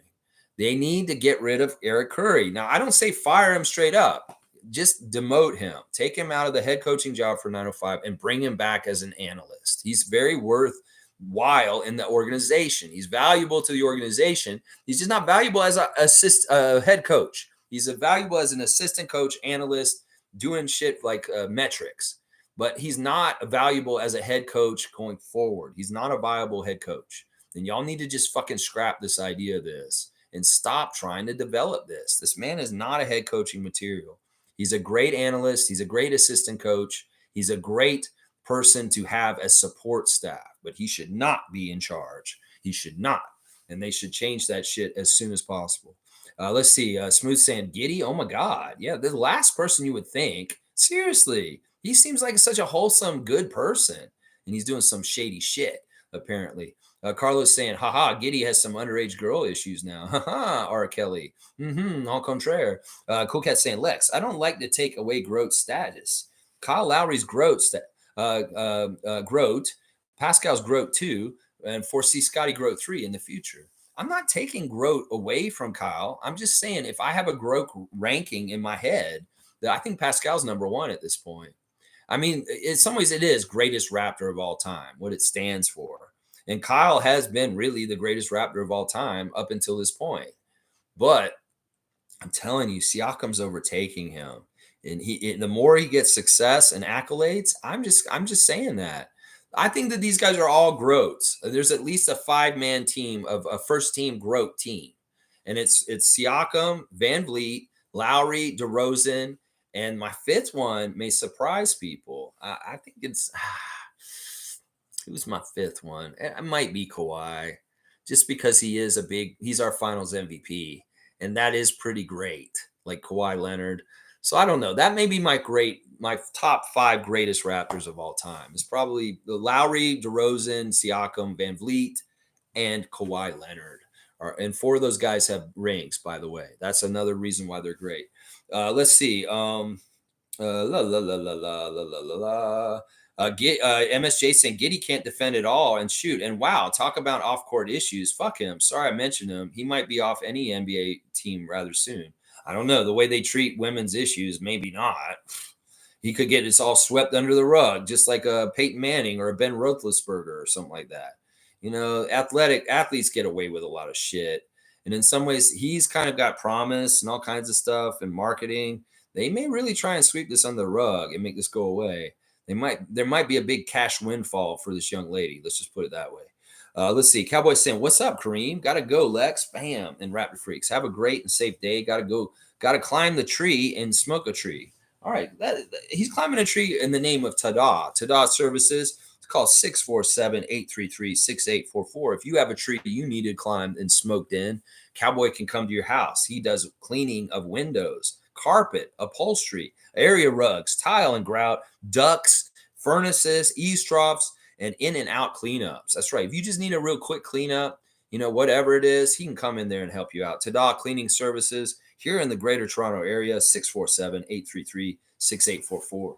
Yeah, you'll get Cowboy at your house. Carlos saying Giddy is good, but he has too much overlap with Scotty and not a non-shooter. Yeah, there you go, right there. Why do we need Giddy? We've got Scotty. And in some ways, we need the new guys to come in here to be bona fide, really good shooters. Somebody they're talking about that may not be in Indiana very soon is Buddy Hield. Buddy Hield would look real nice in a Raptors jersey right about now, wouldn't he? Trust me, Buddy Hield on the Raptors. Woo-wee, look out. If we can make that happen, Bobby and Masai. If you're listening to me, I will look into Buddy Hield if it's possible. Because it sounded like they wanted to move him this summer and it didn't happen. And he's kind of just biding his time until his contract runs out this year. So interesting. Buddy Hield has an expiring contract. And, he may be traded by Indiana before the end of the season. He's very, very valuable to a lot of teams, like Jack said. And yeah, I wouldn't mind him in a Raptors jersey. Buddy Hield is very much a green light to come here. Yes, he is. Let's see.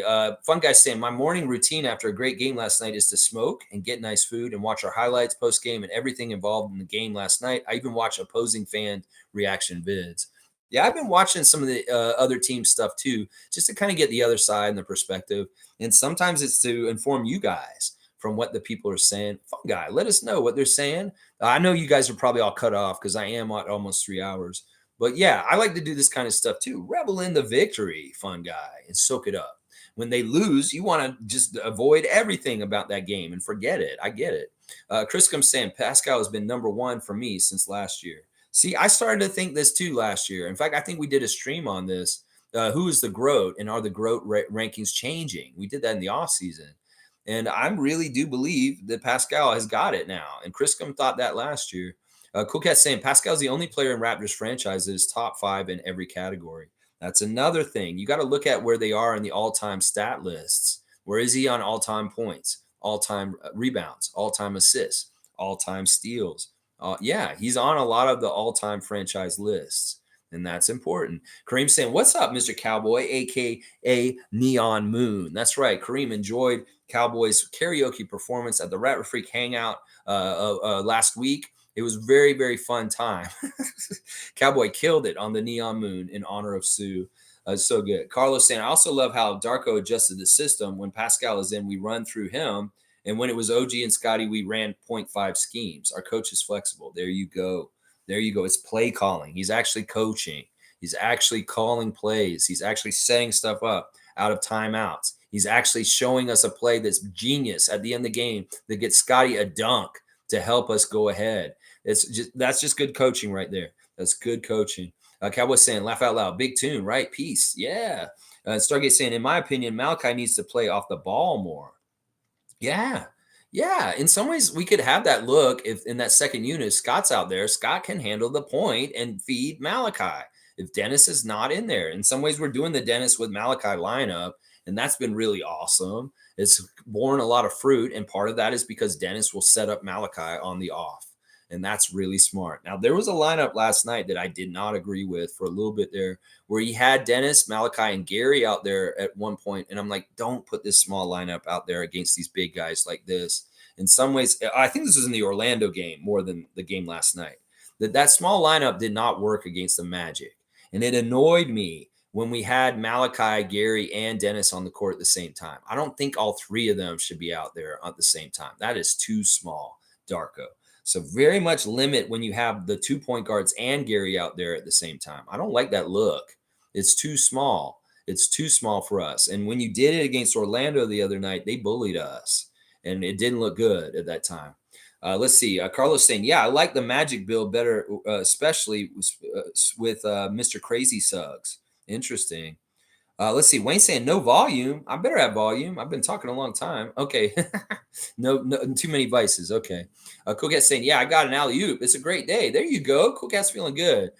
Her guy was the man and carried us. And then also she got an alley-oop. Even though I am a Pascal stan, I am happiest when Pascal and Scotty both have great, impactful games. I'm hardcore on this duo for a chip. I love both of them. There you go. That's right. And I wish more Raptors fans would be big enough hearted to allow both of these guys to be in your heart and not make it a versus. It's silly. Why do you guys want to make things versus? It's so dumb. Like, who are you, Vince McMahon? You're trying to make a wrestling card. I'm going to put Siakam versus Barnes as a versus this year. Last year was Van Vliet versus Barnes. It was so fun. You see what kind of destruction and bullshit that causes. So let's just have abundance. Let's just you do not have to choose, y'all. We can have them both. We can go forward with both of them. People think we can't, but we can. And the idiots only think that we can't. Limited mindset, have an abundance mindset. Come on now. Let's see. Smooth saying it's just one game for Flynn. We need to chill on him. He does for 5 to 10 games, more games in a row. Then there's hope. I'm with Smooth on this. I want the consistency, Malachi. You've shown it. You did a good game last night. Let's see you string a couple of good games together. How about that? Mischief's here. Good to see Jay. Raptors doing a good job feeding Pascal. Good win for momentum. This is really good. Indiana was feeling real cocky and feeling real good after getting in the in-season tournament knockout round, and they had a swagger to them. They were feeling really good vibes, and they may have taken us lightly partly because of that. They may have been feeling a little bit too cocky and a little too badass because of their success in the IST. And, well, we took advantage of it, and we caught them sleeping, and we fucked them up and beat them by one. There you go. Cool Cat saying, wait, what's going on with Josh Giddey? I don't know. Something with an underage girl, apparently. Smooth saying, legit backup point guards are always consistent, by the way. That's what I'm saying. Legit backup point guards are always consistent. And that's why, Avery Johnson for the Spurs, way back in the day when he was a backup point guard, he was very, very consistent. He got to be the starter eventually. Malachi, you don't get to start for the Raptors until you prove you're a consistent backup point guard first. Let's see. Wayne saying, I understand the coach's philosophy and development model. It's not going to be all like last night. The goal is to be consistent, flexible, communicative, and full of energy. I saw Malachi talking. Wow. Yeah, he was communicating. He's being a leader out there. He's taking more alpha, kind of like, I'm going to take the ball and score. And I like that. I've been waiting for guys to do this on our team. We just need these guys to grow big balls and just go in there and kick some ass and be alphas and be like, I'm taking my imprint on this game. I'm going to be the one who's going to shape what happens in the outcome of this game. That's what we really have needed the last few years. Fred could do it to a certain extent. Siakam on certain nights when he's dealing, he's badass. We just need these guys to do this. Be the alpha. Be the ones who imprint who's going to win the game, and we will win more games. Kenrick's saying Darko is learning the difference between his theory and the team's practice. He's still a rookie head coach. Since he has a style, he will be great. Yeah, I like it.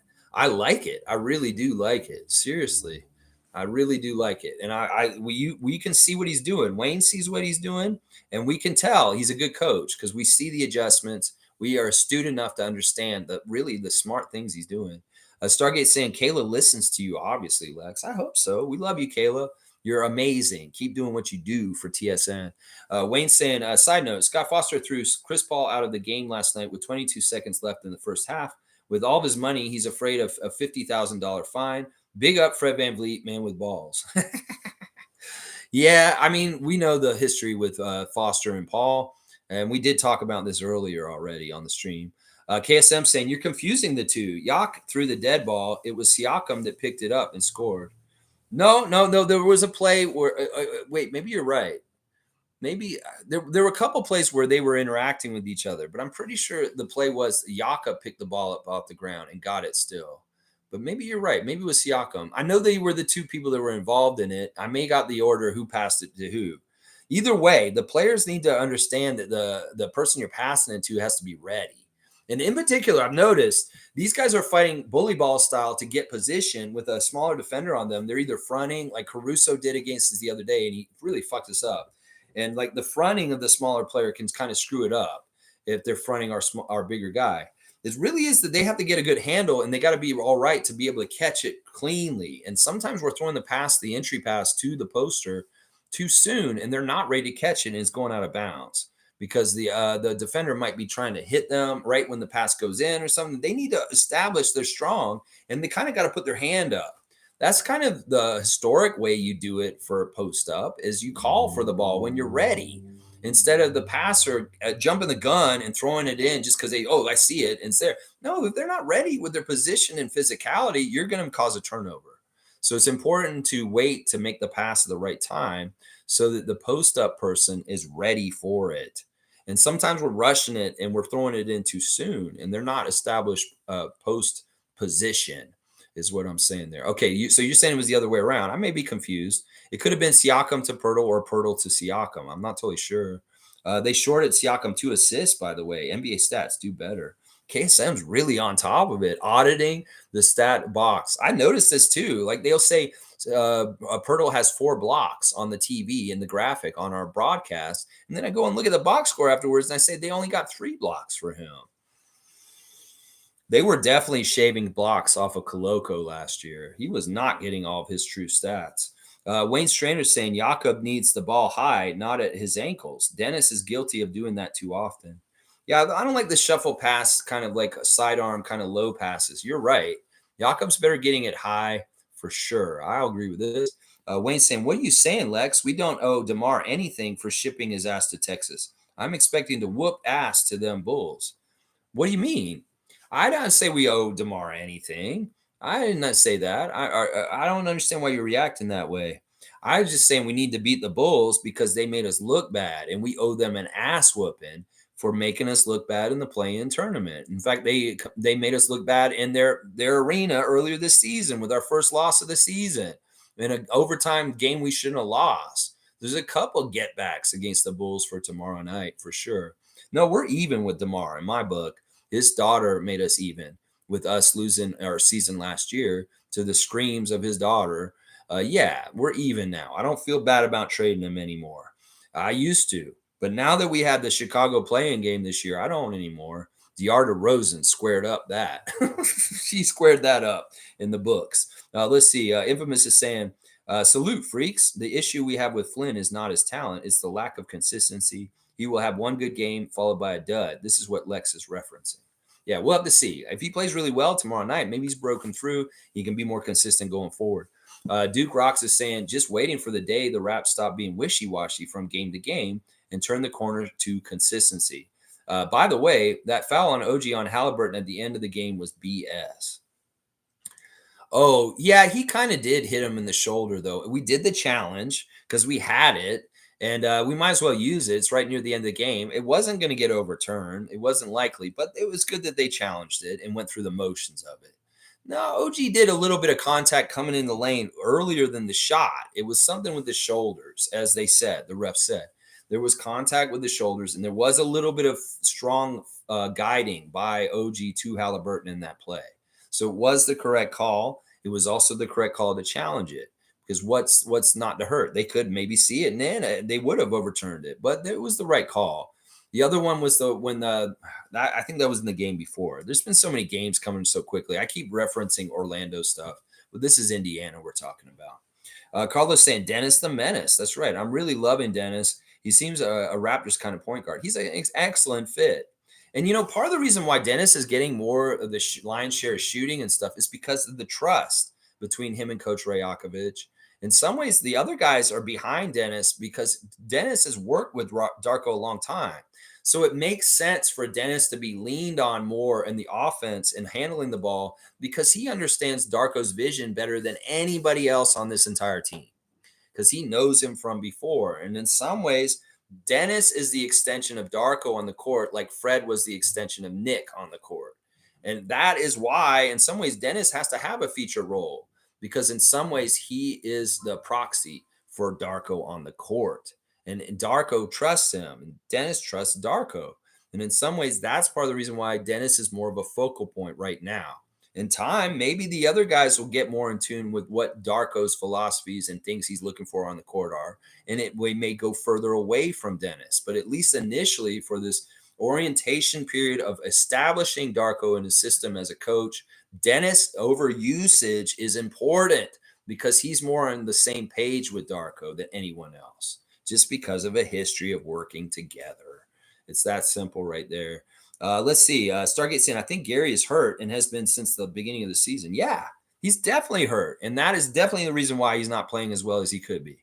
Seymour saying, coming in late, 9:30 Mountain Time. Good win, good win, good win. Good to see you, Seymour. Better late than never. And seems like it doesn't matter if you're late. I'm going to be on for like 4 hours these days, it seems like.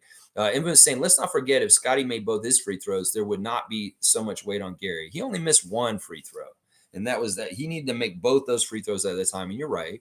I include the one free throw from Scotty with the 2 with Gary. We missed 3 free throws in the last 2 minutes of the game, and that's unacceptable. That's crunch time. You very much need those. Who got up to the line and made both his free throws in the same situation? Siakam, the leader. He got up there and he took his time and he put those two calmly in. And very, very important free throws by Siakam at the end of the game. Wayne's saying we're all on the same page with Malachi. We appreciate and support him. However, Carlo and Infamous are correct. It's all about consistency. Give us consistent effort, and we know you put the work in. Yeah, fans really piling on Gary in other places. That's what I'm saying. We see more consistency in Malachi. You'll get even more bigger fans from me. That's for sure. Wayne Strainer saying Gary needs some. Oh, you're saying something? Maybe that's not what he needs. Maybe he does or he doesn't. I'm not going to speculate on his personal life. Mo saying W Stream Lex, keep at it as always. Cut off. Thank you, Mo. Good times, good times. Let's keep climbing. So win an in-season tournament game tomorrow. I'll have the preview 9:30 a.m. Ref report, latest lineup news, all the pertinent information. Get you set up for a Raptors game day on Friday. In-season tournament game number 3 back here in Toronto on our beautiful, most beautiful in-season tournament court. Let's beat the Bulls, baby. Yeah, that's what I'm saying. Duke's saying, I think Scotty missed one of his free throws, Wayne, but got both prior. Regardless, I feel bad for Gary if we'd lost that game. I know. Thank God we didn't lose. He would have had a lot of weight on him today if we had lost the game with him missing those 2 free throws. Scotty did miss one of them. Seymour saying, I'm hard on Gary because dude went to Duke and hasn't found his stroke. It's weird. Duke University is a shooter's dream school.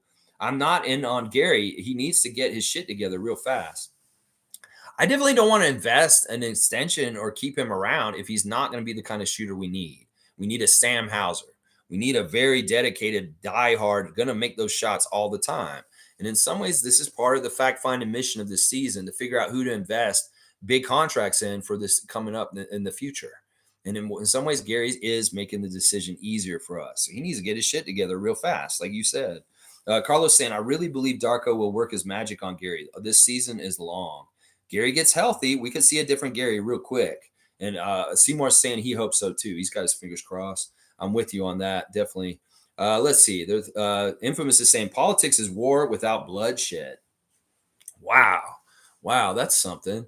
I mean, I don't know if it's actually war. It's civil discourse, and that's what we need. We need interaction. We need both sides to be able to talk civilly in a civilized way where it's not bloodshed or violence. And in some ways, yeah, politics can be the help to avoid war and violence and bad things. So yeah, interesting stuff. Carlos saying congrats to me. Seymour saying 800 in a row. That's right. I don't know. That's over 2 years. 800 days in a row. I've appeared on this live stream. Yeah, I ain't fucking around. 2 years, 2 seasons straight. I'm in my 3rd season right now. Blackhawk saying, I am not left or right. I am for what makes sense, is practical and necessary. I prefer flexibility to being part of a clique. There you go. I'm with you on that. I mean, it's just that my ideology very much is very left leaning. And it's just recognized as that. I appreciate anybody being moderate or thinking for themselves. I think that the most important thing that I value is freedom.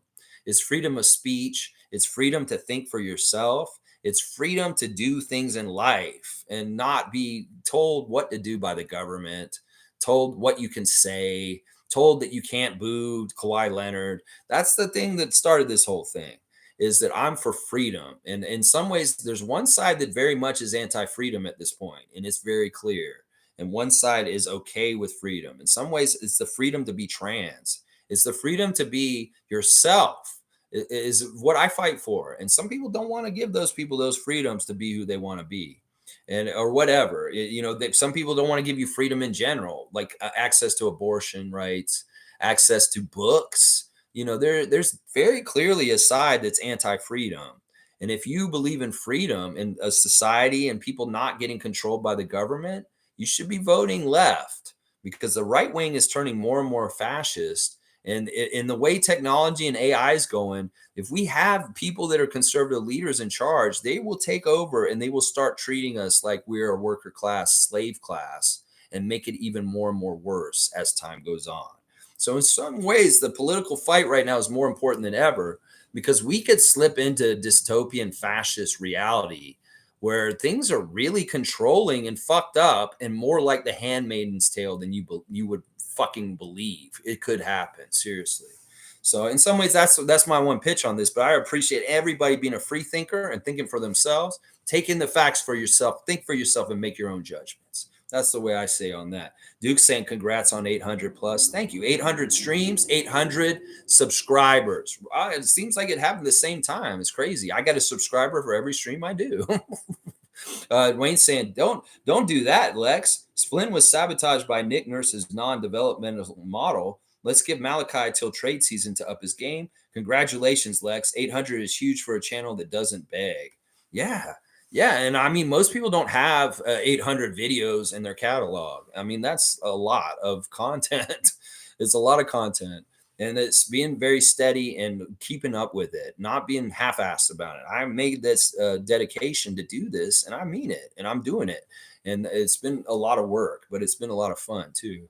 Yeah, I'm with you on this. I agree. We need to see Malachi with Darko's presence around him for a longer period. But in some ways, if he gets his trade value up and we trade him finally, I won't be upset too. KSM saying second quarter Raps 45, Pacers 47. NBA credits OG for a spicy assist to Dennis and missed ass assist for Scotty's last drive. I bet Halliburton's 16 assists are more like 10 if investigated it more. I feel like you should be like an auditor, like IRS, and you need to start auditing these games. Maybe KSM needs to score the game themselves at home and check it with what happens. There's a lot of people that love scoring baseball. They love getting the score sheet out, and it's part of the fun of them watching the game. They love just filling it out. Well, people could do that with basketball. You may not want to keep track of all the stats on the court because there are a lot and it's a lot of work, but maybe you do keep track of certain stats and you count them yourself and you don't even look at the official box score. You just count it yourself and then check afterwards and see how they did versus your picks. And it could very well be they are shaving certain stats for certain people, KSM, and maybe propping up other people. Very interesting. If you do this kind of research, definitely keep me in the loop on what you're finding out and updating us. KSM saying credited TJ McConnell's only 3 when it was clear 2 and never changed the score. There's been a lot of weird, shady shit going on with the refs. They're doing little funny little calls here and there in different places. Yeah, we just want to be on the right side of winning and make it happen. The more we play better, the better it'll happen. Duke saying Maple Leafs Larry Murphy was basically run out of town many years ago. He kept turning over the puck. The fans were relentless to the point he just couldn't function on the court. Good vibes for Flynn. So you're saying that everything around him caused him to get in his own head, and that was part of the reason why he was never successful. I could see this partly being what part of the problem is with Malachi. Once again, there's been a lot of talk lately about taking emotions out of the game and just playing the game and being like non-reactive and just playing the next play. That is really a good skill. And as you become more vet in the league, you kind of learn that. In some ways, that's why I'm telling Scott to stop reacting to the refs' calls and whining to them. Just keep your head down, like Siakam and OG, and keep going. They've learned this lesson earlier in their career already. And in some ways, keeping emotional maturity and not getting bogged down in emotion in failure or success on the court is a very strong skill for an NBA player to have. Because in some ways, you don't need to be either very up for doing something good or definitely not getting very down for doing something bad. Yeah, Fiercely saying 800 reach on 1,000. That's right. We're going to 1,000 in both subscribers and streams consecutively in a row. That's right. Duke Rocks is saying pop in the post presser said the reason he told the fans not to boo was please don't poke the bear. Please don't poke the bear. Does that mean don't poke Kawhi and make him get pissed off and go off and beat their team? Well, the Clippers did win that game. And Kawhi did kind of go off. Cool Cat saying President Biden's years of experience is helping save democracy right now. He handles the shades of gray in politics just fine. I don't have to agree with everything he does. Yeah, I'm with you on this. In some ways, there's not a perfect candidate. In some ways, that's the things that people have a problem with Justin Trudeau. Yeah, I get it. There are problems. But in some ways, what are the alternatives? These other people are horribly worse. And in some ways, you got to take the best of the worst out of the whole bunch of them. If there's only a few that are realistically able to be in those offices, you got to pick the better choice. And in some ways, it's not voting because you hate both of them is exactly what they want you to do. In some ways, that is why Doug Ford is our premier right now, because nobody believed or liked any of the other candidates. And look, now we're going through all this fucking crazy racketeering and mobster kind of shit he's doing with our government right now. So it's important to vote, even if you don't like either of the candidates. Pick the one that's best still. because there is a false equivalency. Biden is not as bad as Trump. Trudeau is not as bad as Poliver or whatever the fuck that guy's name is. Just understand that there's levels to this. And, there's shades of gray, as Cool Cat has mentioned. He's really not like a great person, Biden, for sure. But he's the best alternative. Let's just put it that way. Let's see.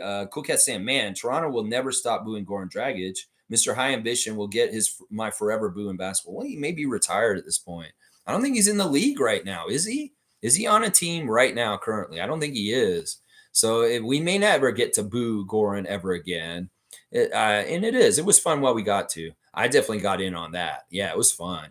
Paul B saying that was a fun game last night. Now let's root for Flynn to destroy the Bulls tomorrow. There you go, Paul B. I love it. Bam. Good to see you, Paul B. Seymour saying Scott Foster, Chris Paul beef is very real. Maybe the most real beef in the whole entire world. Seymour saying Dick Jefferson, Vince Carter, Dragic, Suggs, Aunt Pat Beverly, anyone in Cavs, Celtics, Sixers jerseys, fuck them all. Let the booze rain down for life. You know what? I'm giving you 3 dunks because that's a pretty exhaustive list of my enemies also. I love that. You did a good job, Seymour, listing these guys. Dick Jefferson, sure. Vince, Dragic, Suggs now. Aunt Pat Beverly, yeah. This is a good laundry list of people that are kind of Most saying, dear Jim Sand, make Gary hit 300 free throws. Laugh out loud. Direct request to our assistant coach, Jim Sand. Get Gary at the free throw line, please. Seymour saying he got giddy with a youngin. Now let's see how this goes. That's a play on his name. It looks good. Cool Cat saying, okay, I like your all-team Groat because I would hate to erase history. I laugh out loud. Yes, Pascal is the most awarded Raptor in franchise history. That's just the damn truth. It's just the damn truth. He's the most awarded Raptor in the history of the Raptors franchise. He really, really is. Mischief saying, I bought a Giddy up jersey this summer and bought it. The Raptor Freaks get together. Now Giddy is in trouble. Yeah, you were wearing that jersey. You had like 3 jerseys on, man. You were like taking off jerseys. Like he had another one on. And he finally had a Raptors one on at the bottom. Yeah, it was funny when Jay was showing us his jerseys. Jamjos is here. Good to see Jamjos. What's up with these refs trying to take away buckets from us? Had me worried for a minute. Yeah, there's a lot of weird, shady point shaving. There's all kinds of like ref manipulation in weird ways. Sometimes these guys do it for, bets and like making spreads and stuff like that. I don't know. In some ways, there is a lot of shady shit, and there's so much. I don't even have a way of keeping track of it without a notepad at this point. I should start maybe taking notes during the games just so I can look at it and be like, oh, yeah, that and that. No, I'm just purely going from memory of what I remember from last night for the most part. There's a lot of ref manipulation right now, and there's way different calls they can do it on in different weird ways now with flopping text now and screening offensive fouls. There's a lot of different new tools for the refs to do manipulative things right now, Jamjos. Carlos saying, Darko, the big balls whisperer. He's going to give this roster some swag by the end of the season. Book it. I like that idea. I like that, Carlo. CountryCon saying, great stream, Lex. Great win, Raptors. Let's trust Darko and celebrate progress as it happens. Let's not ask for consistency when what we really want is perfection. Let's just live in the moment. Go Raps, go. That's a very good distinction. People need to realize there's consistency and there's perfection. Some of y'all have an unrealistic need for perfection. The Raptors are not going to win every single game. They're not going to make every single shot. They're not going to be perfect, no matter how much you want it. And that's good for you critics. You'll always have something to complain about. But finding a level of winning consistency is the real goal. And we're on our way to that. In some ways, we've shown some real capability to win in tough situations like last night. And that's good. In some ways, we are a better team than we were a couple years ago, because in a game like this, we may not have managed the game properly at the end to make the outcome on our side. That's one of the things. A young team does not learn how to win games or manage games at the end of the game. And in some ways, we're showing that right now. And that's why I say we're kind of above and beyond being just a team that's starting over and rebuilding with a new coach and a new system. Because in some ways we have veteran know-how, we have experience with these guys, and these guys have a accrued knowledge of how to close games successfully towards wins. And that's something that's different than maybe like Oklahoma City or Orlando.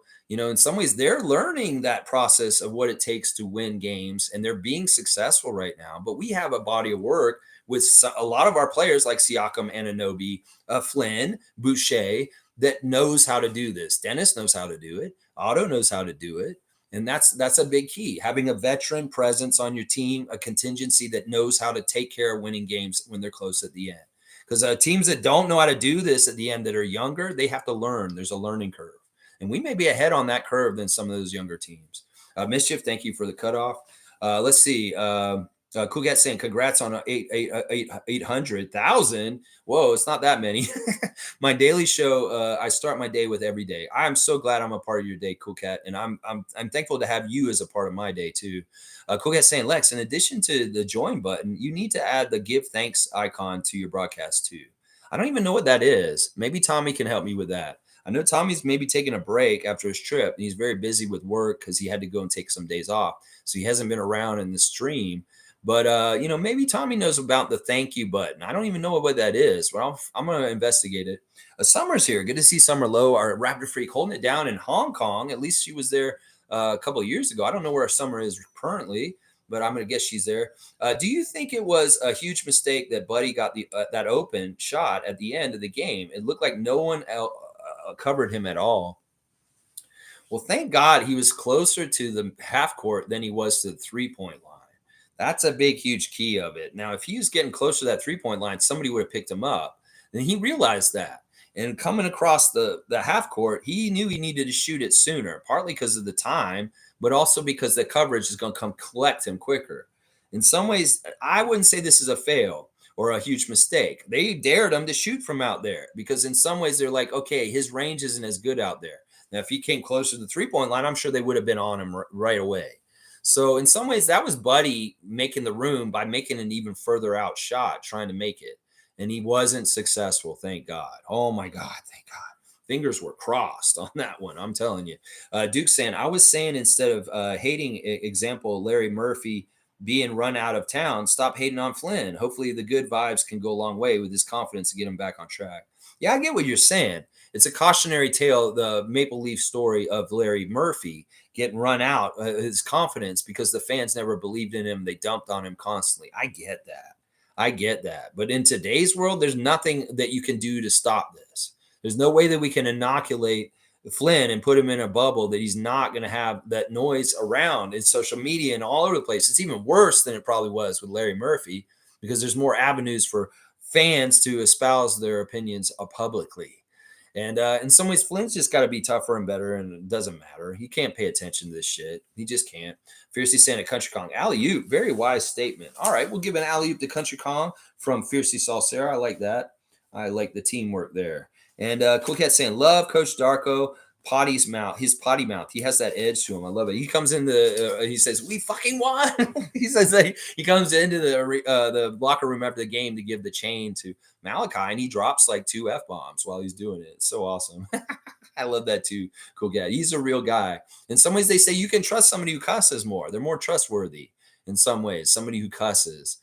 Hey, maybe that's why y'all trust me. I don't know. All right, great win by the Raptors last night, 132 to 131. A very, very, very lucky win in some ways. I don't want to win by luck, Raptors. You guys need to win by skill more often, but I'll take it. Every W matters. My 5 stars of the game were Siakam, Schroeder, Flynn, Barnes, and Anunoby. Good stuff there. Very interesting, crazy stuff around the league last night between Popovich chastising the Spurs fans for booing Kawhi. CP3 and Scott Foster's feud very much on display. We see Coach Griffin in a fight with Giannis over coming out of the game. Lots of very interesting things happening around the league right now for sure. All right, y'all. I'll be back tomorrow for the preview for the Chicago Bulls in-season tournament game number 3 for the Raptors with all the pertinent information for the preview. So join me at 9:30 tomorrow morning. I appreciate every single one of y'all for being here with me. Please like, comment, subscribe, and share. And if you want to join as a member of the channel, you can very much support this channel. It is very helpful. And there are some nice perks for being a member. You get the quick reaction after the games. I have special quick reactions. They're very short. Right after the game happens with my initial reaction, sometimes emotional, sometimes it's just a couple of takes I want to put out right away. But you can't see those. unless you're a member of the channel. So think about joining the channel with membership. All right, y'all. Thanks again. Have a great Thursday. Have a happy American Thanksgiving, everybody celebrating. And I'll see you guys tomorrow. Remember, stick to with your team and stay supportive and positive for the Raptors. And you'll have a place on the Raptor Free channel every single day, 9:30 a.m., baby. Let's go.